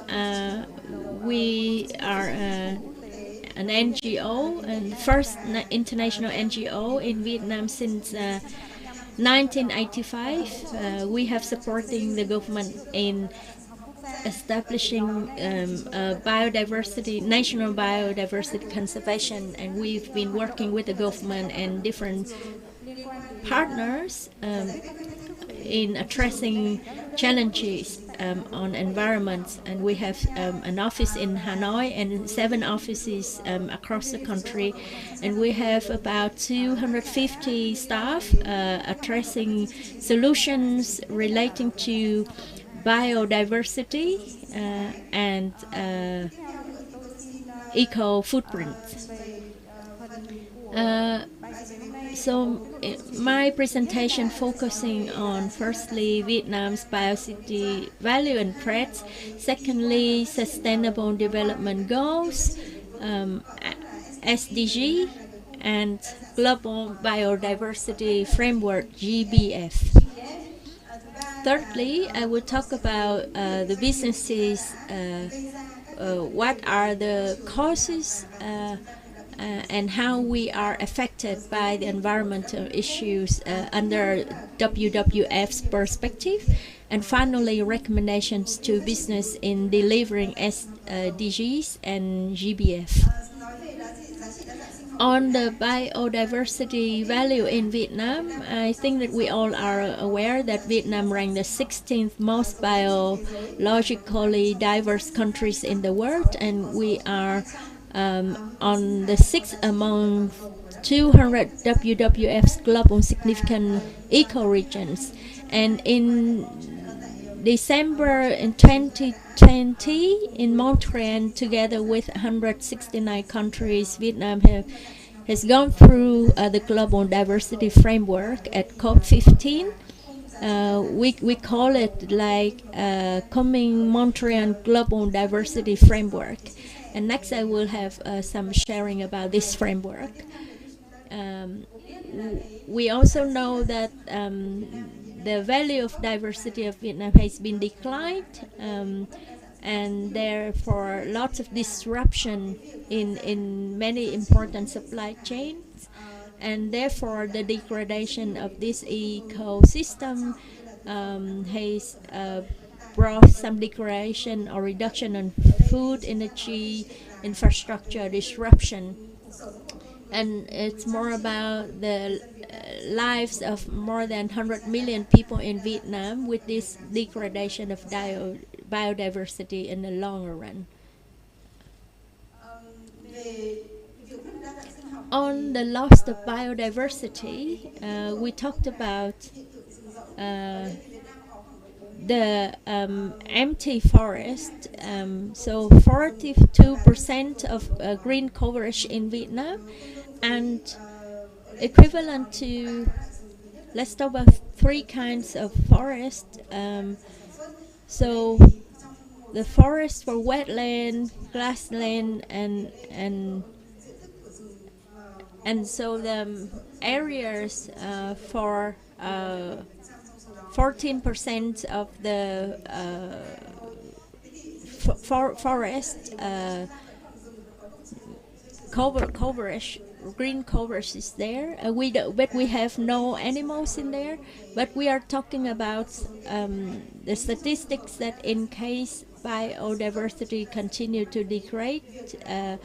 So 21% of the animals, 6.5% of the birds, 19% of the testimonia, and 2.5% of the species will be disappeared.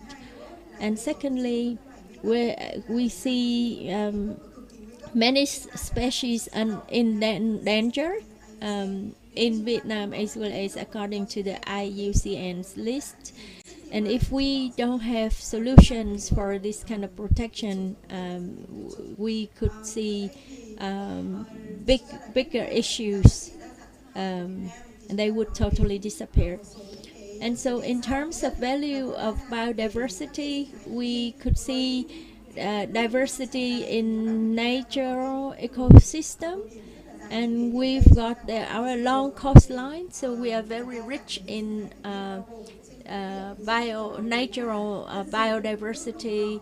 So we've got forest, wasteland, grassland, limestone mountains, coral reef, and so on and so forth, including mangroves. And from the statistics I've got on the strategy of biodiversity in Vietnam, so we've got 16,500 flora species and 10,500 fauna species, including 8,000 insect species. And so we've got lots of species and endangered, and we also have diversity in genetic resources, like 6,000 rice species and variety of plants and animals. So that's kind of biodiversity values in Vietnam. but we could also experience biodiversity degradation, as I have mentioned. In terms of the causes, why? Firstly, because of the overexploitation or extraction of biological resources, including illegal extraction of the natural resources for their living or for commercial purposes, and exploiting or destroying precious medicinal plants for illegal exports, and overharvesting of plant species of high economic values, or overfishing, and also so all kind of over exploitation also creates like the degradation in numbers of these species. And next, the natural ecosystems and habitats of species are fragmented and degraded. So a couple of causes, including, for example, we talk about forest destruction for commercial purposes, or conversion of forest land into industrial cropland, infrastructure development, or non-agriculture and irrigation purposes. Also, we see the production expansion and intensification of agriculture and fisheries have been going on, which create habitat loss of endangered species and reduction of genetic resources. We see conversion of coastal habitats, and also fish farming or shrimp farming in, for example, the Mekong Delta. And so before we see lots of mangroves for coverage, but now with fisheries or farming, and so we see negative impact to the mangrove forest, and we also see the degradation of resilience of the ecosystem and of the delta to climate change. Another thing that we look at is the coral reefs and seagrass disappeared due to exploitation or encroachment of caged aquaculture or tourism activities, for example, in Cù Lao Chàm. And we have seen the degradation of 20 hectares of the of Cù Lao Chàm. So for WWF, we have been trying our best for the restoration related activities. And here, access to green finance for conservation activities are another issue of challenge, particularly when these conservation areas are belong to the responsibility of the conservative areas, and so they have more difficulties in accessing to finance than any other businesses.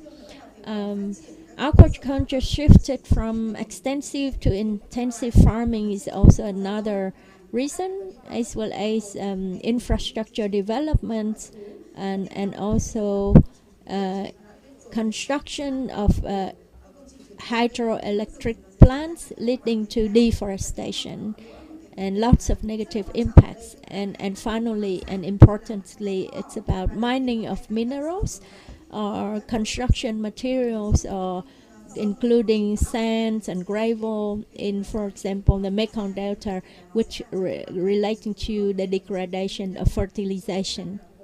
So these are the causes that we would like to work with the business to resolve. So it brings pollution and change of flow. Another issue I would like to touch upon is about pollution.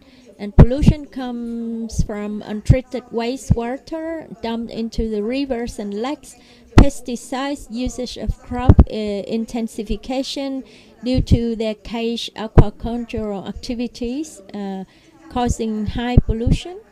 Another one is about alien species, then climate change, which I would talk a bit further.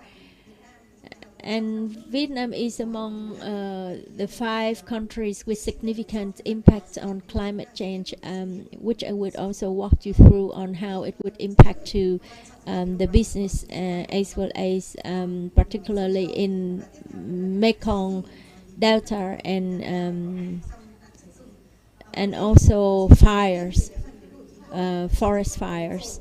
So on climate, Vietnam is among among 5 vulnerable countries on climate change. So according to the seawater rise scenario of 100-meter height, so 11% of the population and 7% of agriculture and 10% of GDP will be impacted. So Vietnam is among the vulnerable countries, including the communities of the minorities or people living in the remote areas. So what is that if or with climate change?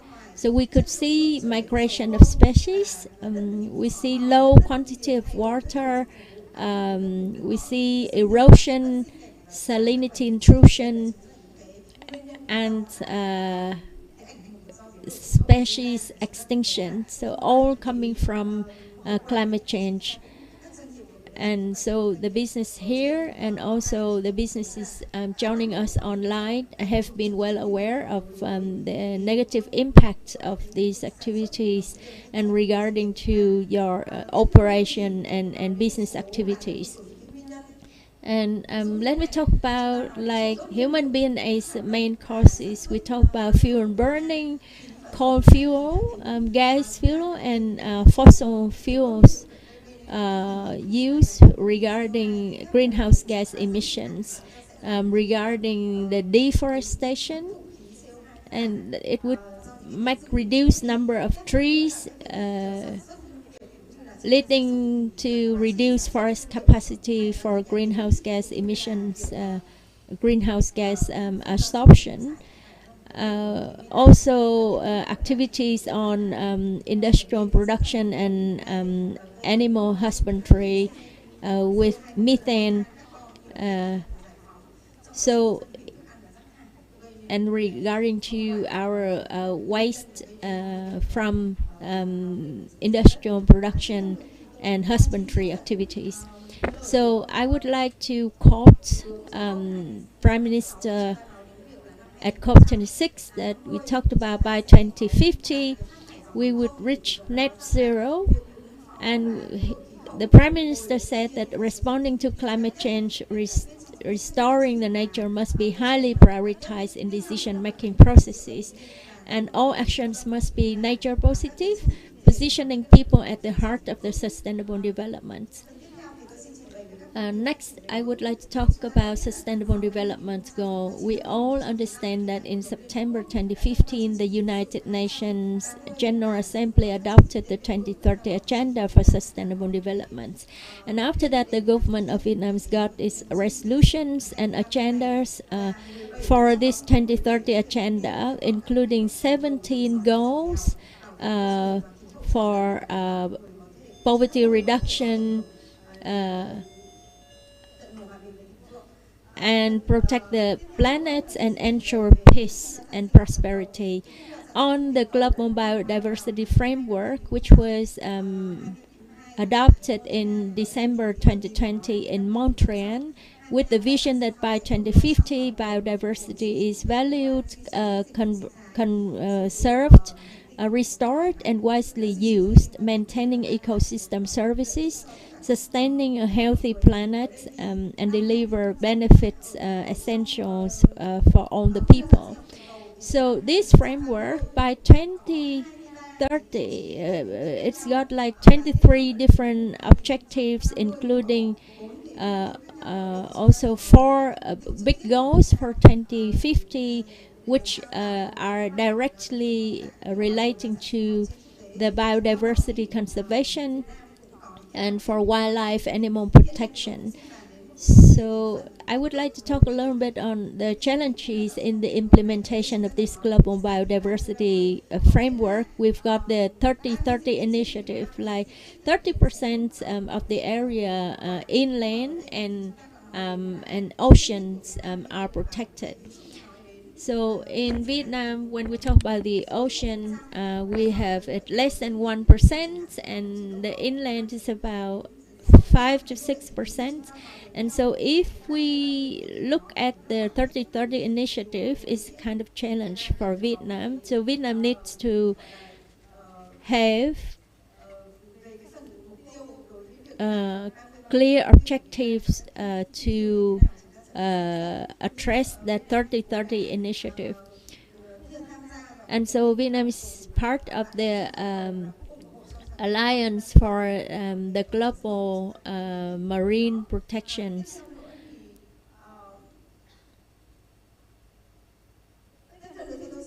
And next, I would like to present that, like the businesses in Vietnam, I've got some figures here.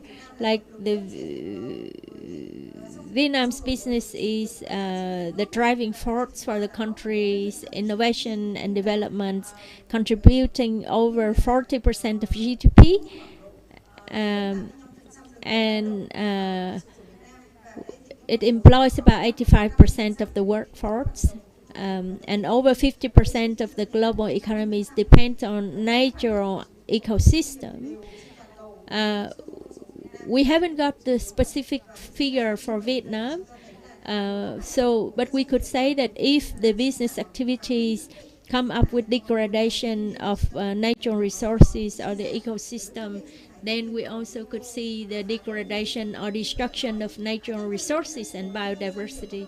And so the business or the private sector have the ability and is responsible to resolve environmental problems. I've got a list of causes and effects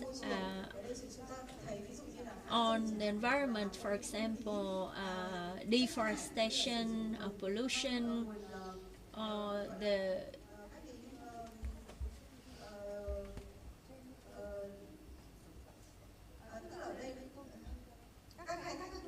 the overexploitation of resources in an unsustainable way, and the use of wildlife trade, or fragmentation of habitats,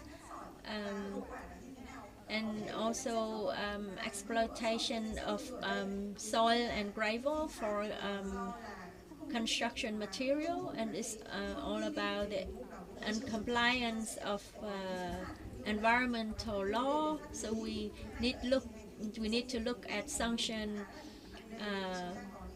and penalties with the significant impact caused to environmental degradation.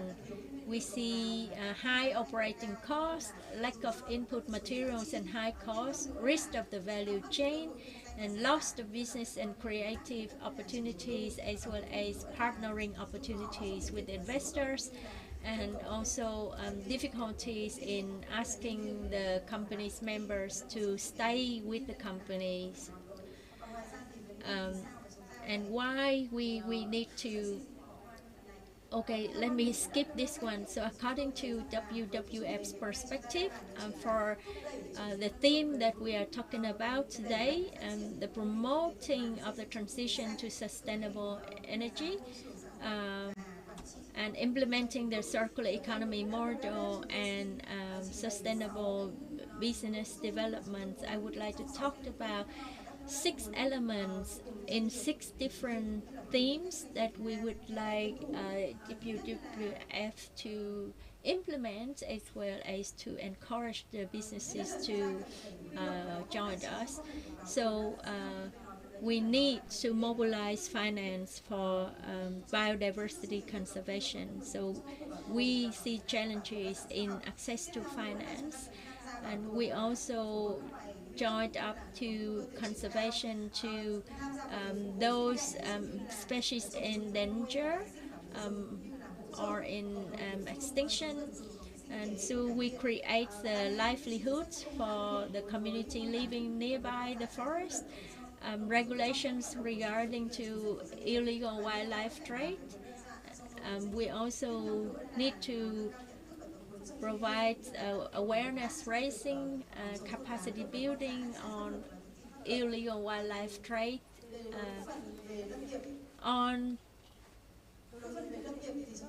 forestry, there are two key things, including promoting sustainable forest management and restoration of forest on climate change, and we also promote sustainable and responsible forest products supply chain. We want to increase the quality of the forest and move towards to green business operation, as well as a certificate of origin strictly required by the EU and the US market.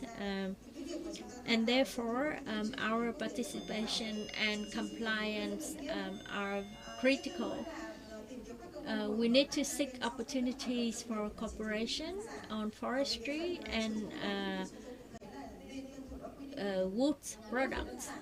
And so we need legal wood for production and benefit sharing, as well as activities, production activities. On ocean and plastic waste reduction, we need to address it towards like the production and the reduction of plastic waste, and also we need to look at the circulation of all the plastic items, and we need to look at the control or management of the plastic waste that can introduce negative impacts to the coral reef and the tidal areas. On water resources, we need to look at the water scarcity and also ecosystems of the species, the water-related species, both in upstream and downstream, and also water efficiency in production, and also recycling of water through water treatment and groundwater exploitation, as well as illegal exploitation of water. So those are the issues that we need to look at. And next is about supply chains in garment and textile, foods and drinks. We also need to have some assessment on the water use in our business operation with a recycling approach. Foods and foodstuff, it's about minimizing the environmental impact of aquaculture and agricultural production on river, coastal, and mangrove ecosystem.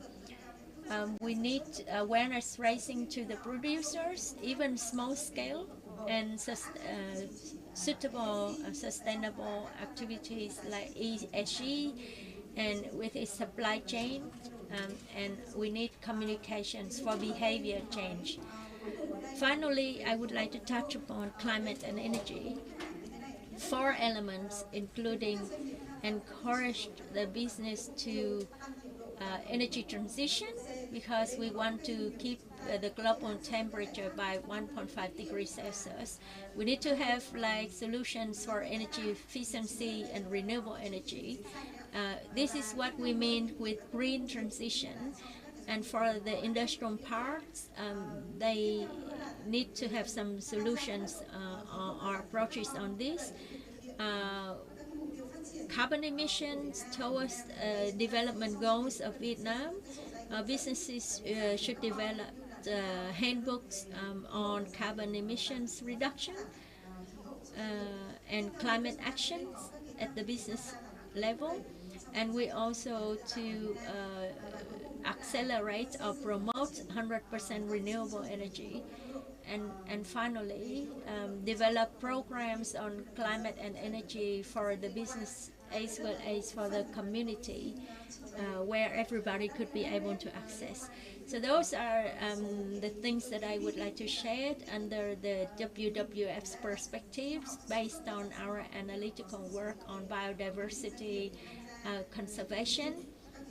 And these are those partners that have been joining us for this work, contributing to the global development goal and global biodiversity framework. And finally, I would like to thank Ministry of Natural Resource, Ministry of Agriculture and Rural Development, USAID, have been joining us for the implementation of the 5-year project. And that's the end of my presentation. Thank you very much for your attention.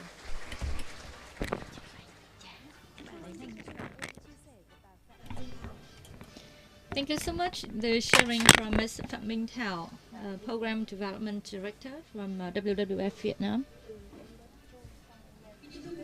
Ladies and gentlemen, let's remind a little bit back to the COVID-19 pandemic. Among the biggest challenges that the corporate sector faced at that time was the so-called supply chain disruption. And then the question raised was whether their supply chain and their company resilience was enough. So when it comes to low carbon economy and green grace, we need to talk about the green supply chain.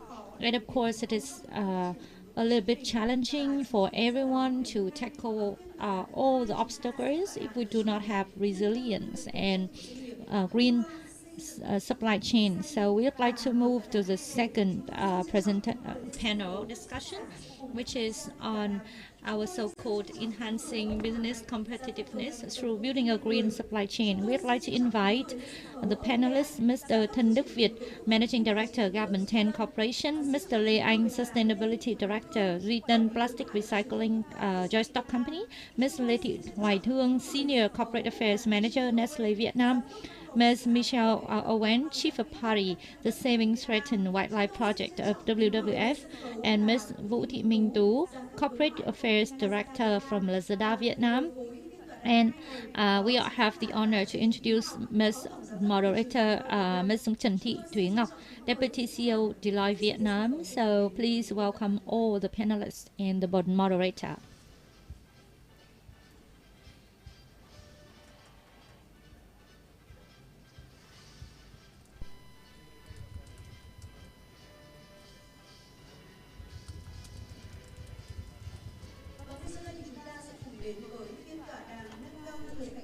So now is the time for our panel 2, enhance business competitiveness through building a green supply chain. A very good morning to all of you, ladies and gentlemen. So we have listened to a comprehensive presentation from the biodiversity from WWF Vietnam, and also a previous presentation touched upon ESG. So one of the key initiatives to support the enhancement of business competitiveness and also the completion of their mission on climate change adaptation. It's about green supply chain. From the presentation of Unilever Vietnam, you heard about Scope 1, Scope 2, and 3. And during the business and development program, we can see that Scope 1 can be managed by the corporate themselves, and the Scope 2 and Scope 3 could not be handled without the joint efforts by all of us, meaning the suppliers, the distributors, the consumers, and also other partners. And that's why today we have invited all brilliant speakers. I'm sure you can learn a lot from them. Those that have shared a lot of their perspectives in other workshops and discussions on supply chain and sustainable development. I would like to introduce to you that Mr. Mạnh Hà, the CEO of Carbon 10 Corporation, and he will share with us on how Government 10 Corporation has been doing with its supply chain to achieve into a high level of development, and especially to be able to export to a very sophisticated market as EU. And Mr. Liang from Sweden Plastic Recycling joint stock company, he has shared with us that we will not use the word recycling, we use the word regeneration. And the third speaker is a senior corporate affairs manager from Nestle Vietnam. They are the champion and pioneer in sustainable development. And then Ms. Thương can share with us the story of Nestle in their supply chain, how they have done in order to enhance their competitiveness, not only in Vietnam, but also at the global scale. And next, Ms. Vũ Thị Minh Tú, Head of Government Affairs of Lazada Vietnam.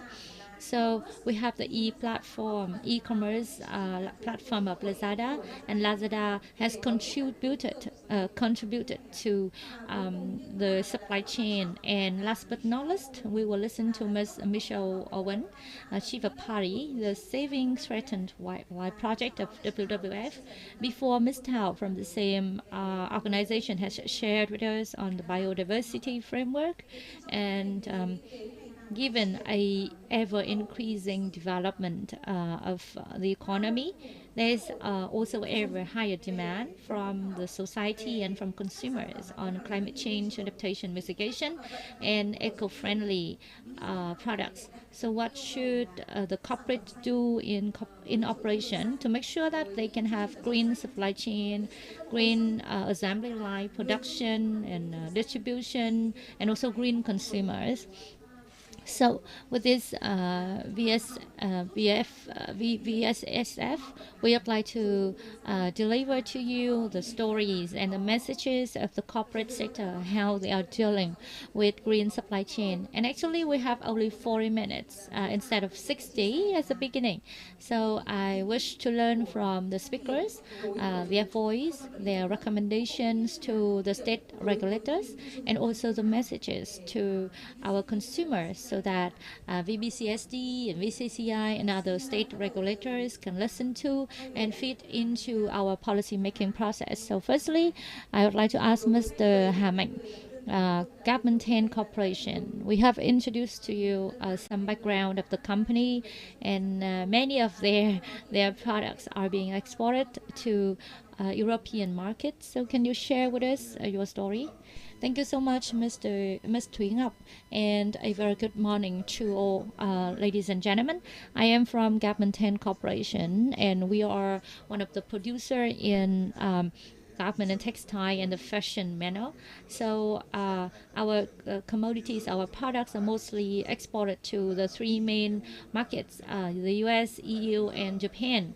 So it is not just now, but so far during the whole process of production and supply, due to new requirements of such international markets, as well as the standards from the customers, there have been a lot of requirements and regulations on greening the products.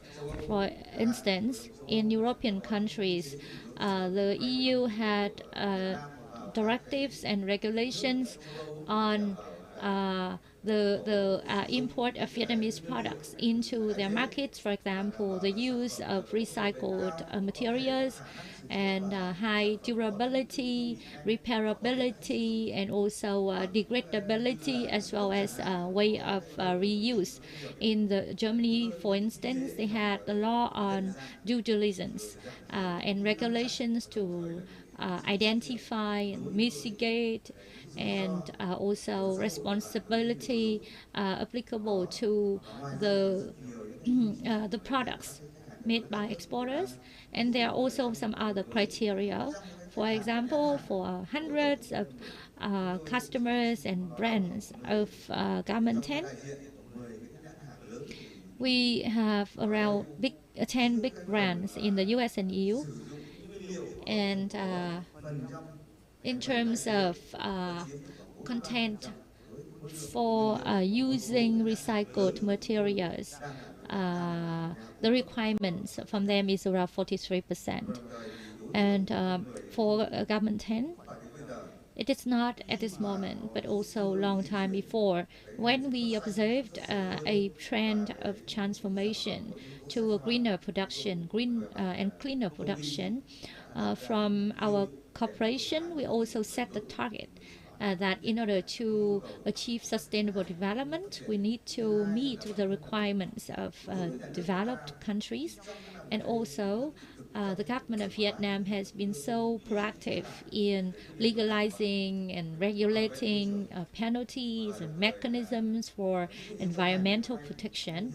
And even for our VNATEX, Vietnam Association of Government and Textile, we set a target in 2025 we can reduce 10% of the energy consumption, 20% of water consumption, and by 2030 we can green the garment and textile sector in Vietnam.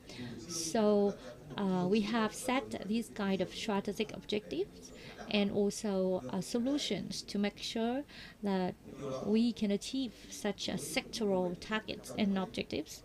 So the current challenge is how to source recycled materials. In Vietnam, many of companies have invested in and produce such recycled materials, but it's still a heavy reliance on international suppliers. Secondly, in the supply chain of the green and cleaner production, it is not only necessary from the source, greener source, but it has to be also greener production. And in parallel with that, we need to focus on firstly investment innovation in technology for energy efficiency or reduction of waste and emission. Second one is our internal rules and regulations. So we developed so-called energy management standard and system according to ISO standard, and also energy auditing to find our solutions for further refurbishment and energy efficiency. We also had investments, for example, installation of the solar wind power by two ways. Firstly, we invested by ourselves, and we also cooperated with international fund for kind of win-win benefit. So it's a little bit helpful in terms of reducing our pressure of investment. And based on that, we also have the IREC, as you see, International Renewable Energy Certificate. So it's a kind of recognition from our customers to our efforts. Thirdly, in terms of requirements for emission reduction, as you see in the government sector, we use a lot of energy from heat, and conventionally we used fossil fuel, but we have been experiencing a kind of gradual transition from fossil fuel to other renewables such as waste and also biomass in order to reduce cost for system operation and also mitigating emissions. We also focus on investment for waste treatment, especially you can see that there's a lot of waste in our sector, for example, the cloth, and we make full use of the so-called incineration to make sure that we can have the heat recovery to serve production during the whole process. So in parallel with that, we also cooperate with consulting firms for their assessment, their diagnosis, and also their recommendation to us on investments and also protection of not only our working environment but external ones according to the LED standard of the US and also LED from the others as a way of confirming our position and our commitment to engage in the green supply chain for consumers' protection. Thank you so much. My thanks to Mr. Hammack, CEO of Government 10. And the lesson learned here is that we can use materials with higher content of recycled and also greening production by investing in technology and waste reduction. So congratulations to Government 10, you have achieved IREC, and it's an incredible job and achievement. Not many companies achieved it. You also have a system of so-called heat recovery waste treatment system. So many other companies have done with heat recovery, but in terms of heat recovery from recycled maybe byproducts or materials of government sector is not easy. So wonderful. The next question is dedicated to Mr. Lê Anh, because you are working on recycling and plastic. So what is the role of recycling or regeneration, as you say? What is the takeaway from Sweden? And can you share with us what should be the encouragement or incentive for the other companies in terms of packaging and recycling? Thank you so much. A question from Ms. Ngọc. And firstly, I would like to say good morning to you all. And Sweden is now doing with recycling. You can see that we have seen a lot of recycle bottles. For example, this bottle has a name of Recycle Me, but you don't know where should we bring it, right? And in Sweden, we are doing a lot of recycling, and recycled products can be used for the food production, food use. Here we have a lot of partners: Nestle, Unilever, Coca-Cola, and La Vie. So effectively, recycling is a new industry, quite new in Vietnam. These kind of bottles, as you can see, are made from recycled material, and with that we can close the loop of the circular economy, right? So when a bottle is sold to the consumer keeps it. We take that bottle and we provide, we make those bottles as the PP resin, and then the PP resin recycled will be used for another bottling or the other things. So with that we can reduce the waste, the plastic waste, into the land and also into the soil and also into the environment. Every day we recover around 90 billion ton from APT and from the water, and PPED from food, as well as PP from the other sources. So before we just collect them, and then we can do a recycled pallet or recycled plant bottle or pot.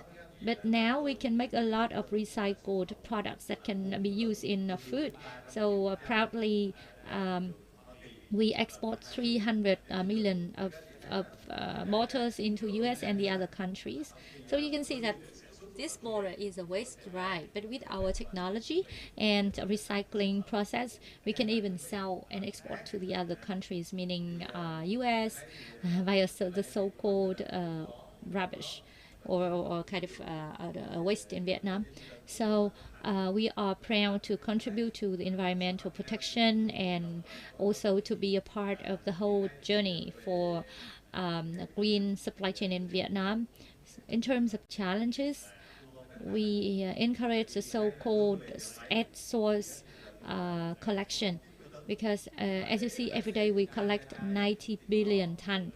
But in order to produce the bottle, then it is only 50 billion ton, 50 ton per day, because we see a high ratio of loss, and we have to follow strict regulations. For example, we have achieved 19 certificates of food security, for example, FDA of the US and FCA from the EU. And with that, we have a high level of loss. Here we have leading companies in food and beverage. All of you know that in order to assure the quality for the food industry, we need to work with the verifiers, and it is quite time consuming. It would take around 1 to 1.5 years to be certified by them, and it is our big challenge. I have talked with our moderator, Ms. Ngọc, that in order to work for recycling sector, firstly we have to get enough resources, the dedication, and also the passion.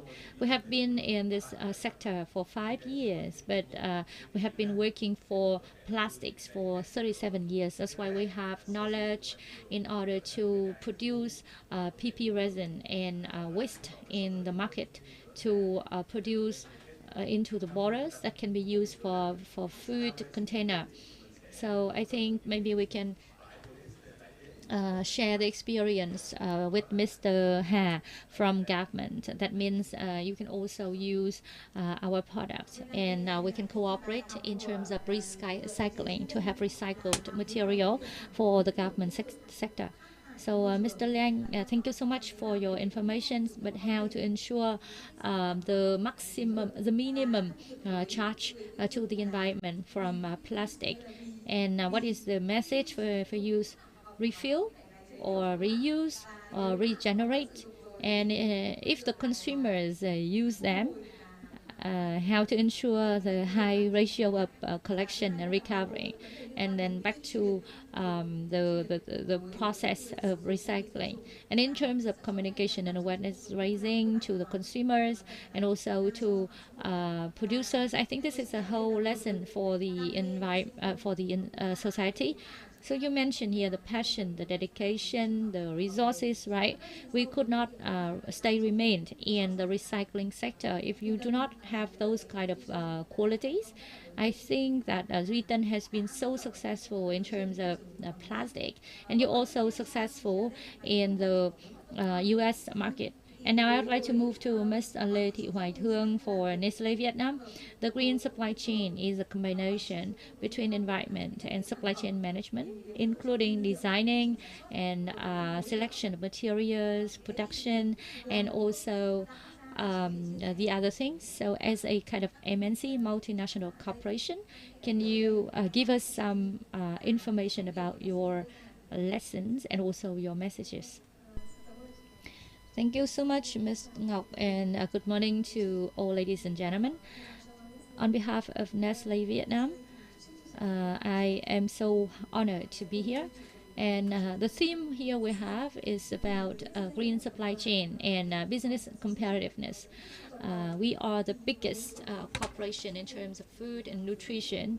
So, of course, supply chain is our backbone, a critical and vital component, particularly for the food companies.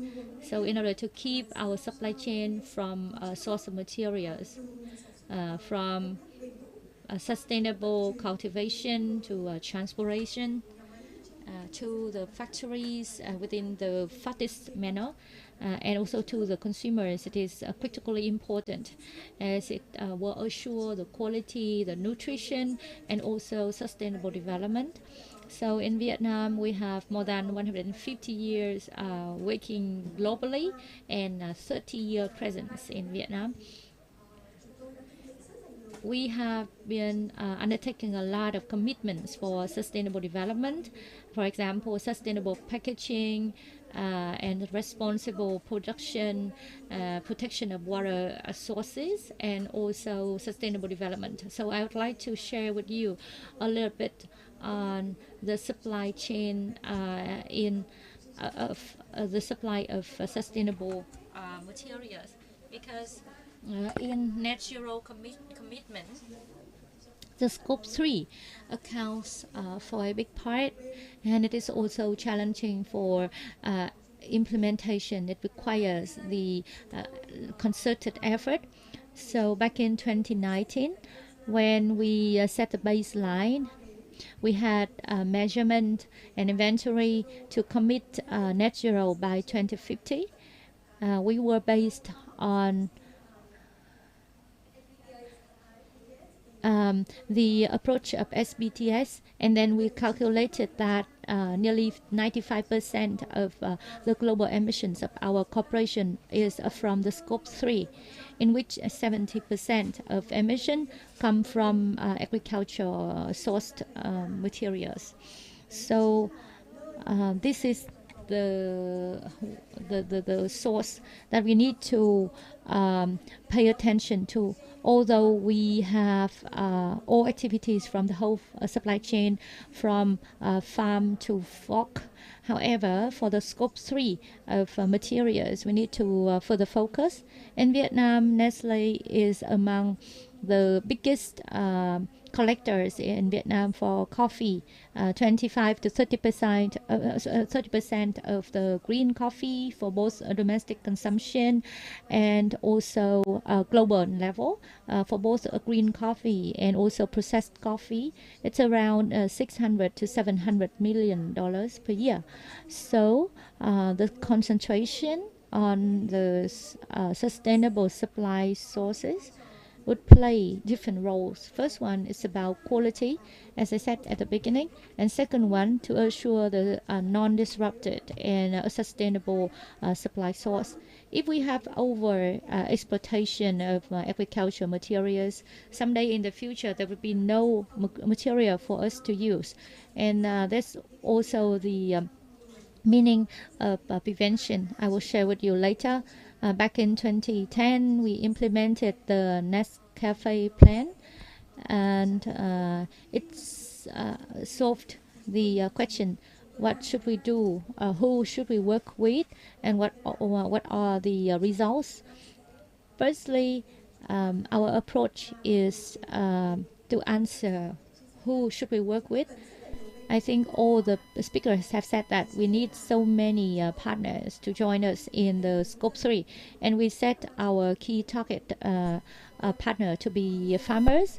In the supply chain, the farmers should get enough understanding and insight on sustainable agriculture production so that we can be successful in terms of the so-called sustainable supply chain. The other partner or actor is academia, and we cooperate with the Institute of Agriculture, and also we cooperate with the National Extension Center, the Department of Agriculture and Rural Development, as well as Ministry of Agriculture and Development through the PPP projects and activities. We also have other partners as collector aggregators, small, medium-sized enterprises, and also the large corporates. So what we have done is to have a new approach. It's on so-called regenerative agriculture.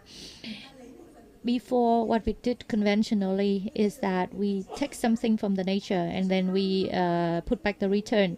However, in the recent 30 years, such kind of obsolete agriculture practice could not be able to return to the ecosystem. So we need to do some kind of return, meaning ensuring the soil richness and preservation of the water sources. We have 17 activities in the so-called regenerative agriculture activities to make sure that the farmers can have the source of biodiversity in their garden.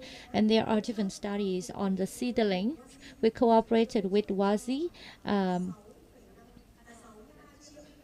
for 63 million of seedlings that can be drought resilient, so that the farmers of the coffee farm should not bring a lot of water to the field. And we also provide training for around 300,000 trainees being farmers and having connection with 30,000 farms. That means the business, the farmers' households, so that we can also measure the impacts on the environment, meaning reduction of 40% of the total volume of water and 20% of the total chemicals being reduced, and even some of the households increase 100% of their income level via the increase of productivity and reduction of input materials cost via the good agriculture production practice, and also the use of organic manure. So with that, we helped them for livelihood increase and also preservation of the nature. With that, we can also ensure our sustainable supply sources. And for Nestle Vietnam, the source of coffee in Vietnam is among the biggest one, being exported to European countries. So with that kind of sustainable supply sources, we can prevent the risk, meaning the changes of policies and regulations in the world and disruption of the supply chain. Most recently, on the 19th of April this year, the European Parliament approved a law on deforestation prevention. So that means by end of 2024, all the farm producers exported to the EU markets have to meet the requirement that they have to be produced in the areas without deforestation. And the key milestone would be marked since 2020. It means that without a proper preparation in advance, then we will be able to miss the milestone of 2020. And this is 2023 now. So this is a kind of very short-term risk that we can see. And the future, there would be other challenges. However, on the other side, it is a good opportunity, because if we can do well, we can all even compete with the other rivals in the market, whereas there is a prevalence of deforestation in their countries.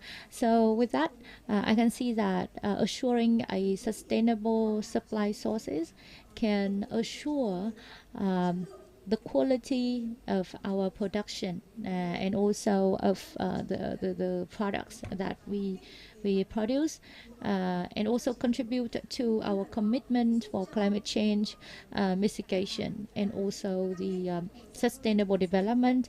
And in a broader terms, it is also the contribution to the so-called human rights and sustainable development for the people, and also support to the ethnic and minority areas. Thank you, and thank you. And every time we drink Nestle coffee, we understand that they've got their sustainable supply chain, and very specific, going with every single farmer.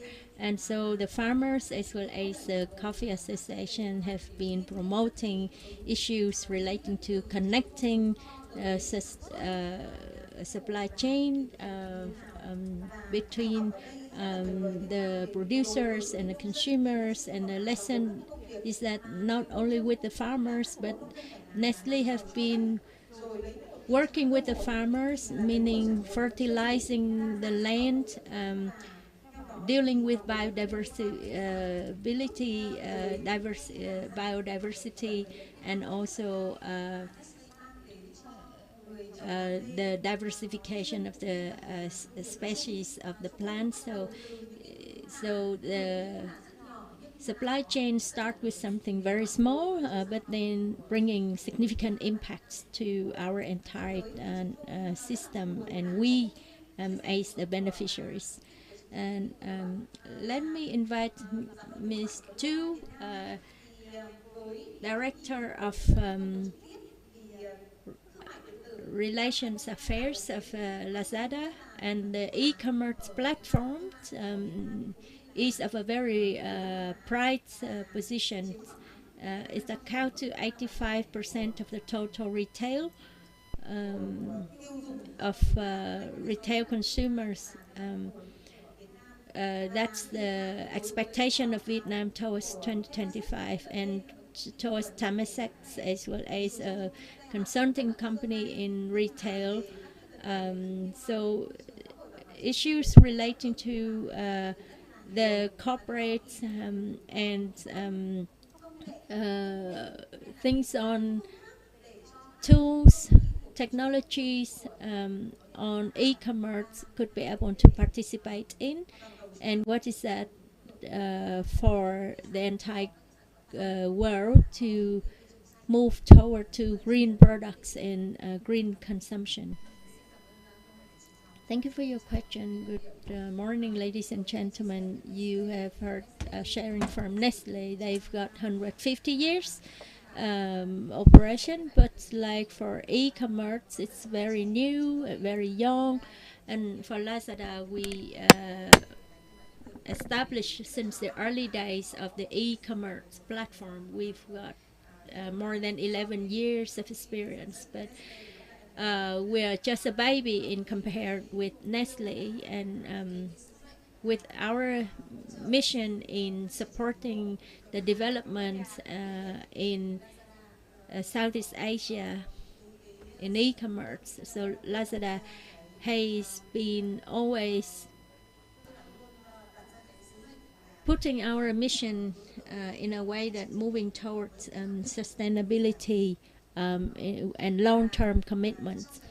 And during our operation, the creating of the common value for the community and for the society is our important mission, and that's also our motivation of operation. So we've got some initiatives for sustainable development and environmental protection, as well as awareness raising to the community and creating inspiration for our clients or customers in their behavior change in their consumption towards green value chain.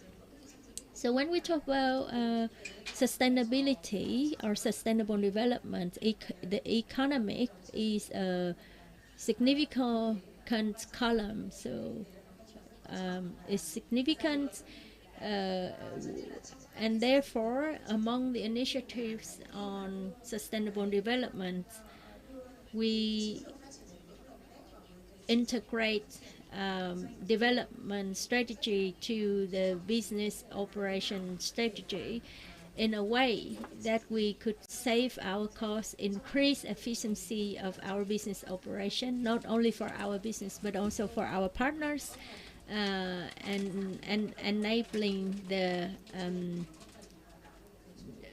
negative impact to the environment for a sustainable supply chain. And I can list out a couple of specific activities, like e-commerce is required application of technologies, machine learning, AI, Internet of Things for our optimization of our operation. And in the our categorization of products, as well as optimization of the distance in commodity delivery. So maybe normally like a delivery man can deliver tens of packages to the clients, but like a Lazada delivery man can deliver like more than 200 packages in a day. It is because we've got the technologies to optimize the distance, and it's also save the time of their commuting on the streets, as well as reducing carbon emissions. So that's all about positive impact brought about for all the stakeholders involved. We also got several initiatives in environmental protection. For example, in 2023, this year, we've got a pilot of 50 electric bicycles and 50 electric motorbikes for carbon emissions. And in addition, for the packaging, we focused to initiatives in reducing packaging material. For example, our logistic team, they said instead of using the bubble plastic bags, um, for fragile products, they recycle or they reuse the carton boxes. So they shred them into small pieces alternatively. In 2021, there were months that, thanks to our use of the reuse of the carton boxes, we could be able to save 2 million tons of plastic material for our packaging in 1 month. And in addition, Lazada is among the pioneer companies in e-commerce platform that with our packaging and paper carbon with SSC certificate. And in addition, we've got activities for public awareness raising, for example, Plus Us in the Earth Day. So we worked with 70 brands to promote their products with responsible production, using friendly material, environmental friendly material, and with more than 50 different kinds of commodities to the consumers. So earlier this year, we issued a handbook for effective or efficient packaging and environmental friendly packaging. This handbook is small, but with some guidance for the sailors to work it out with appropriate packaging and with efficient use of the packaging material and increase their economic gains.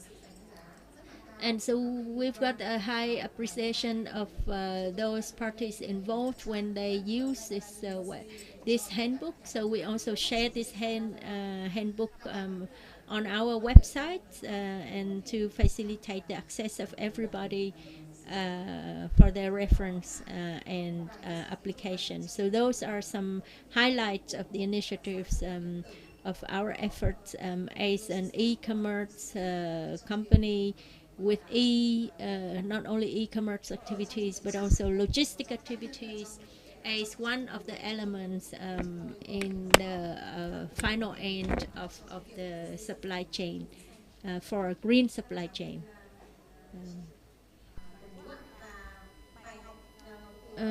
Thank you. Lazada's lesson is about technologies, but technologies also help us to reduce a lot of time,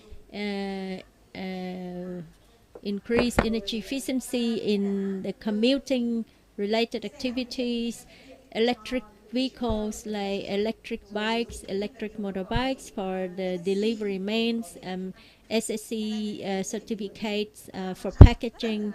And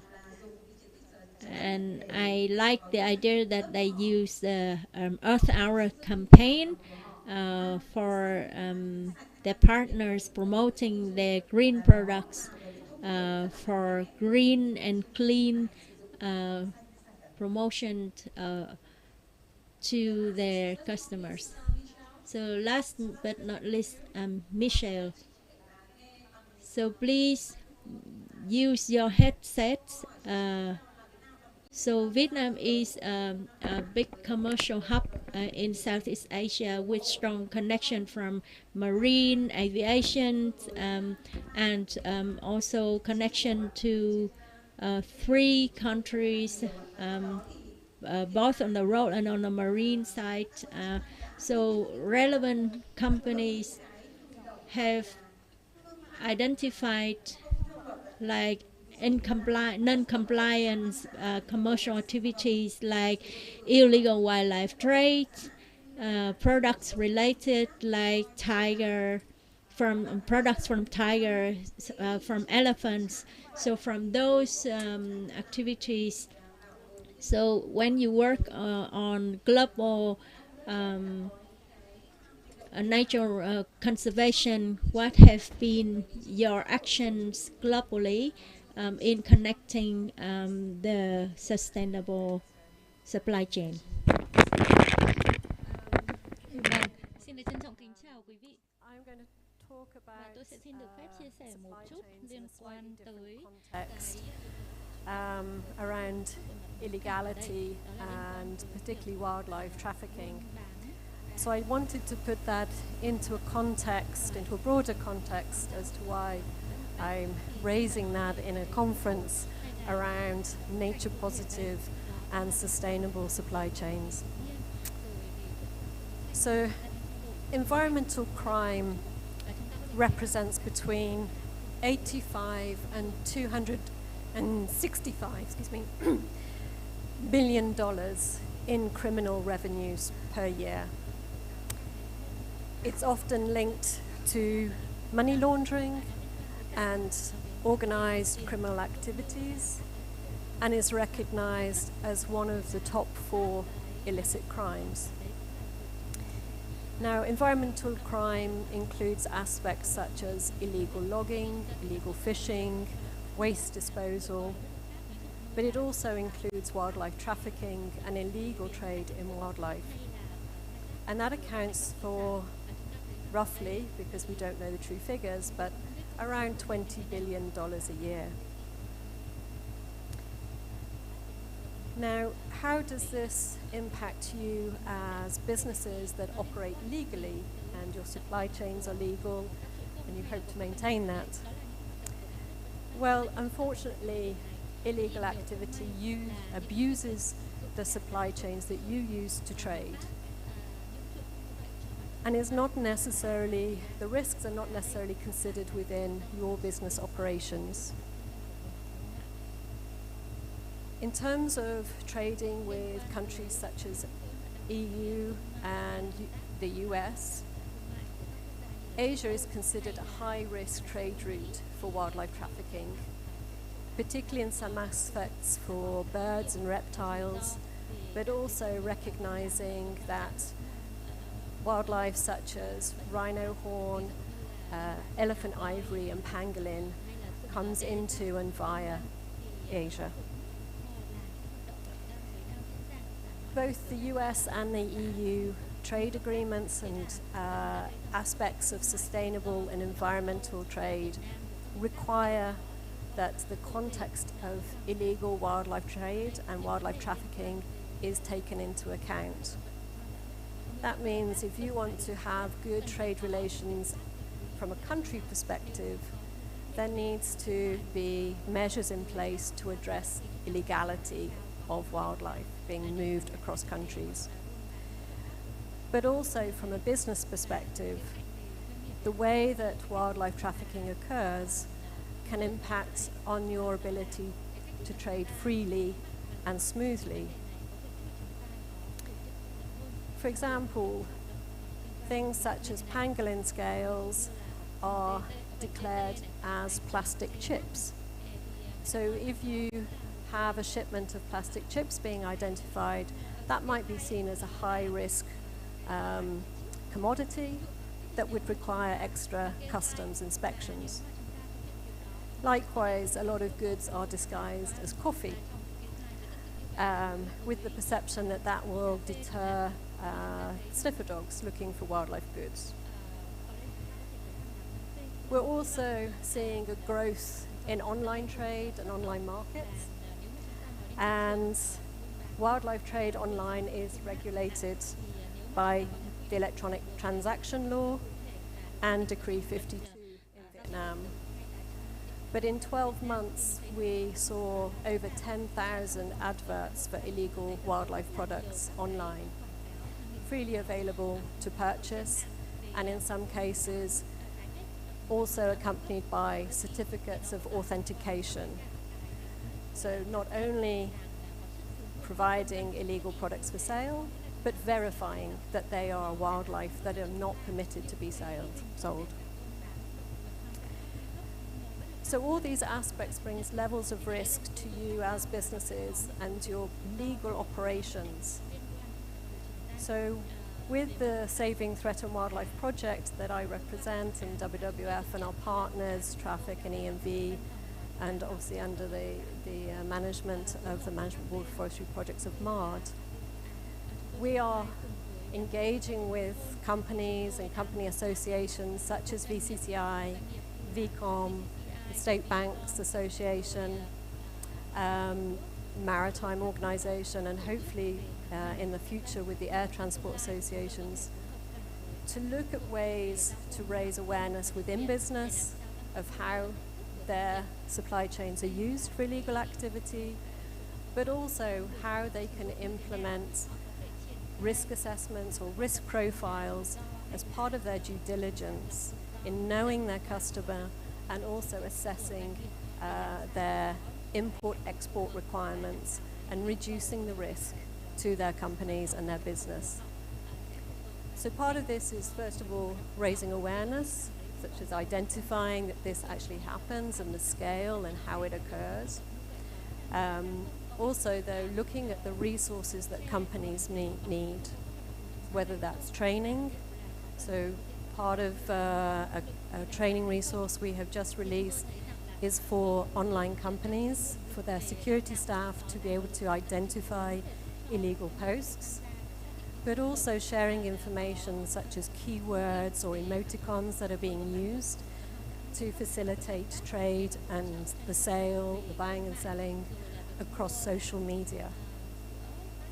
Other aspects are providing training for different elements of staff and their role to see what they can do in terms of, under their normal operation practices, how they take wildlife trafficking into consideration. Because this shouldn't be a separate aspect of your operations. It should be part of how you ensure a sustainable and environmentally secure operation. Other areas are looking at codes of conduct, codes of carriage, best practice, so what you expect from your staff in terms of their involvement of enabling or engaging in terms of illegal activity. Again, I'm sure most of you as businesses expect that your workforce operates legally, so making them aware that you have zero tolerance to any engagement in purchasing or selling illegal wildlife products. Other areas that we are hopefully going to work towards is also bringing companies and enforcement together.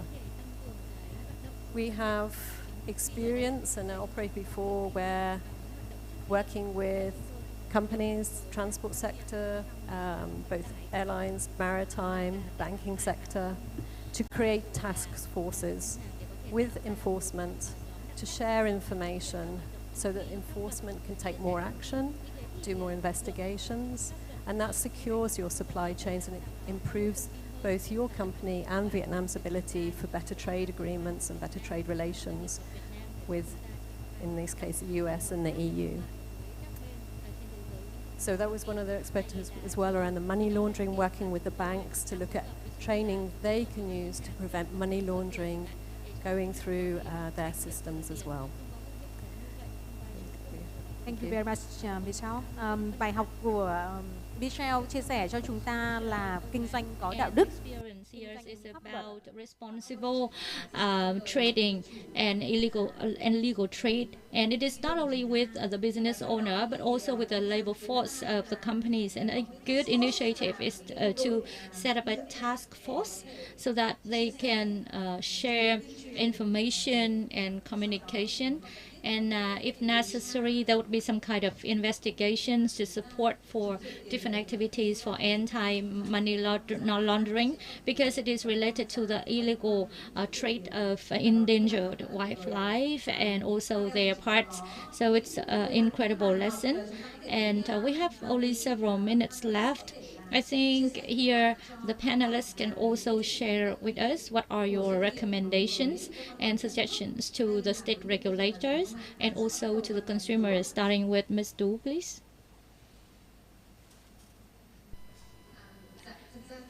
Yeah. So via this discussion in the panel number 2, we can see that in order to develop a green supply chain, it is a long journey, and each partner has to do quite well and effectively their part, from corporate to consumers and also the state regulators. The relationship between the consumers and corporate is quite strong and close, and the consumers can start with very small activities, for example, using clear originated or traced products that are produced responsibly, and also using environmental friendly production method, and producers can also contribute to awareness raising and behavior change from the consumer's perspective. So as a corporate, we are trying so hard to complete our mission, our task. And of course, for the state, we always expect to have enabling environment with the legal framework that is adequate for fair competition and also for accommodative trade and business making. We can see that for logistics sectors now the cost is so high, and we are facing with very much tight competition. So how to get a kind of incentive policies and enabling environment from the state. And there should be also recognition for the companies with initiative and responsible production and business making, because they are the champion, and all the champion have to invest in advance. We could not see all the results or a kind of visually economic benefits right at the beginning. But these are the commitments from the corporate to the market and to the society. So the government should consider and come up with incentive and promotion activities in order to scale those kind of initiatives to a wider community. Thank you. And Ms. Tung, please. Yeah, we look at the role of the government here, particularly those represent the public policies and their roles to the market, and it always required fairness or equality and efficiency. So particularly the role of the government that is about the legal framework and infrastructure. So we, the business, want to see some harmonization. It can be something closer to international practice, and consistency as stable as well as foreseeable policies. So for our company, if we look at some like index towards the next 12 years, 20 years, they should be sustained over time. So I would say with that, the roles of the stakeholders are important. So the government, in the progress of issuing new policies or new pilots, the consultation and contribution of the business community are important, for example, via PPP platform. And for example, we talk about greenhouse gas inventory. So the business community, we want the fact that for those pioneering companies, so their compliance are important. So guidance for implementation of the policies at the host country, what is it? And we've got more than 1,000 businesses for stage 1, but for stage 2, like for those businesses in the supply chain, the government's got their roadmap, but we want to see that roadmap issued as early as possible and with guidance to enable the compliance or implementation delivered by the businesses. So we've got like agriculture and forestry combined projects and number of trees, plants, how that would be accounted in terms of carbon absorption in the future, we have no idea. And next, we want the accompany of the consumers, particularly for those consumer companies like Nestle. So with the company of the consumers, And like Lazada mentioned on their communications campaign, the recognition of the government would impact to the behavior changes of the consumer. So even if one incentive by the government, a great message would be shared to the consumer. So, for example, Nestle is a pioneer company with 100% shifting of the plastic straw to paper straw. So is it coming from like regulation of the government? That would be kind of strong message to the public and to the public's behavior change, and that would be significant motivation for the businesses. Mr. Lê Anh, please, you talk about recommendations of Zitan. I know that you are the only one that have been dealing with recycled plastic products. And what have you been doing? Yeah, we've been with the sector for 5 years, and some lesson learned have been recognized. I understand that many recycled plastic products have been widely used in the market. So we say green plastic are limited because of high tax. And so for over the last 40, 50 years, the junk collection activities have not been recognized with like direct collection from like the vendors. And whether or not we talk about decent or legalized activities, and also expenses in for the input and output products. So to reduce the cost for the waste or leakages, we definitely need standards on packaging issued by the government. So we talk about a bottle that I have in hand. We see it very simple, but actually there are different materials for the cap, for the bottle, and so on and so forth, and lots of waste or leakages could be experienced during the entire process of producing that bottle. So for Unilever, for example, they've got lots of initiatives for the packaging even before the policy issued by the government. So being a pioneer is a great motivation and impact introduced by the business, not only about the reducing of the cost of their production presently and in the future. So presently people are very afraid of hearing something like recycle.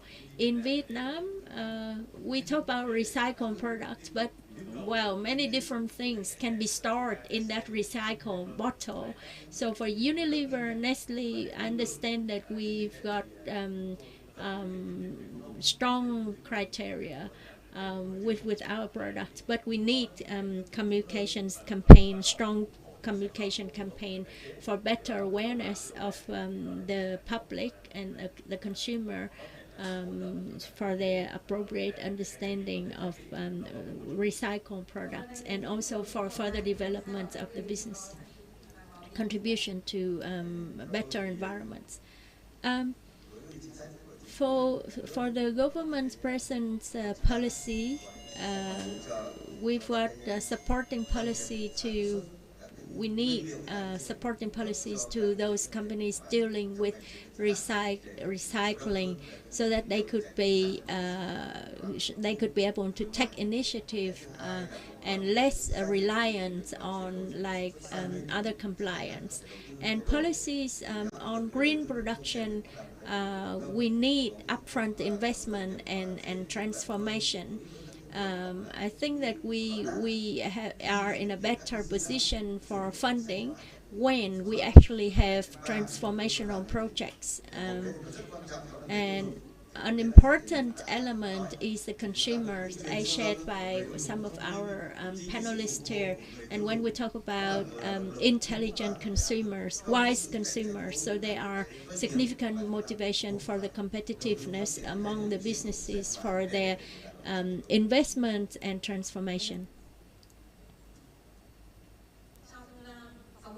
Yeah, in 60 minutes, and we were given 60 minutes for our panel discussion. We've gone through lots of lessons and insights from different companies across the panel, and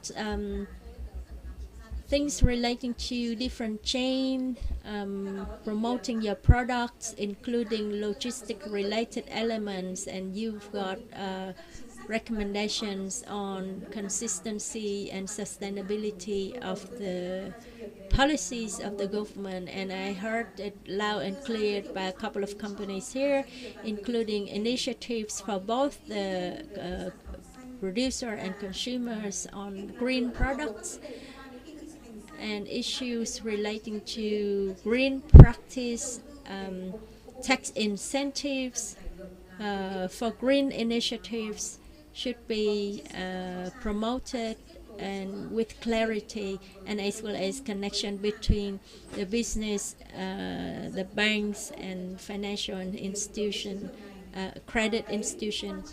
And the importance here is that all the products that you would like to distribute in the market is all about the confidence of the consumers on how green it is, and also the affordability for their for the products that they want to use. Is still something open with regard to the roles of the government. And VBCSD is a platform for great communications and a channel to connect the local governments and the businesses. So for scope 2 and 3, if we joint effort, we could be able to make it happen. Thank you.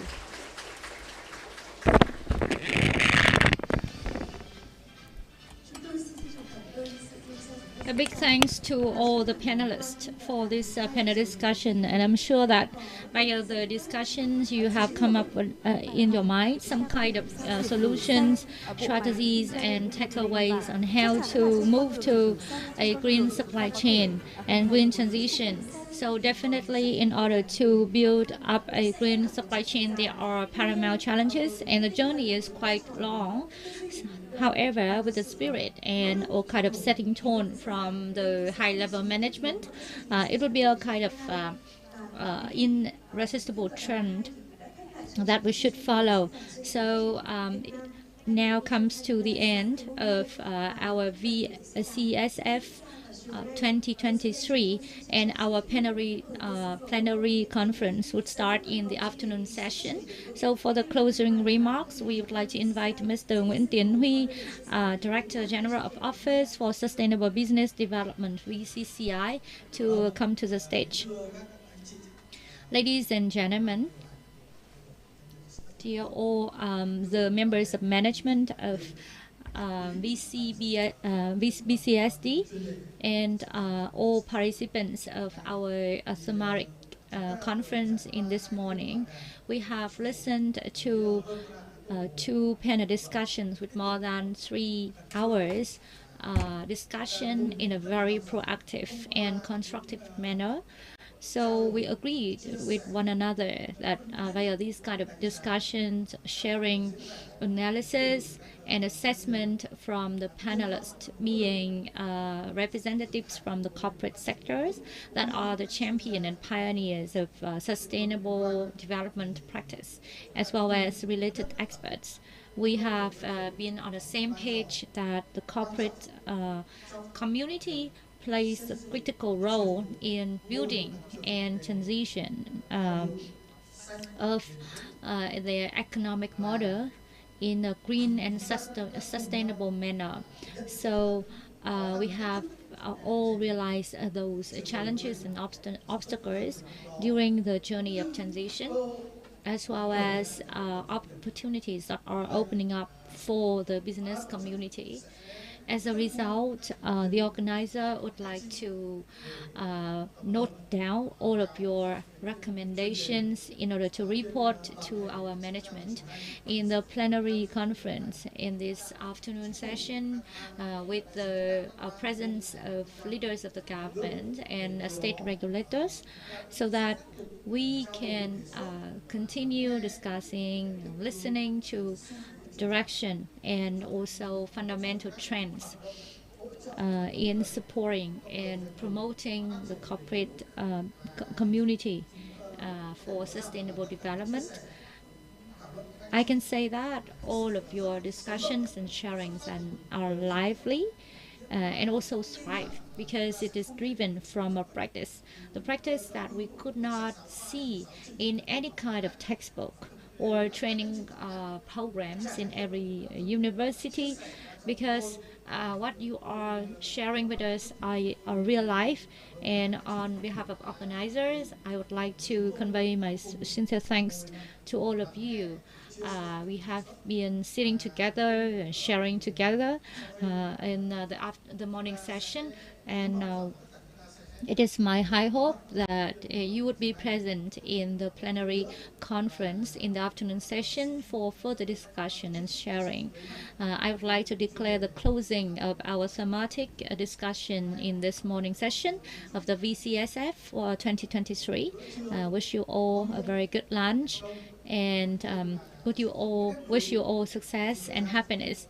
I hope that you can also have time for connection and networking, although our time for lunch is quite short, so that you will be ready and also more proactive in engaging in the afternoon session. Thank you so much, and we'll look forward to seeing you all again in 1:15 this afternoon, the same meeting conference. Thank you so much, everyone, and enjoy your lunch. Yeah, my thanks to Mr. Nguyễn Tiến Huy. Once again, thank you so much, everyone, for the online participants and also on-site ones. So our summer discussion is ended here, and the plenary conference will start at 1 p.m. Thank you so much, and good night. Good lunch, everyone.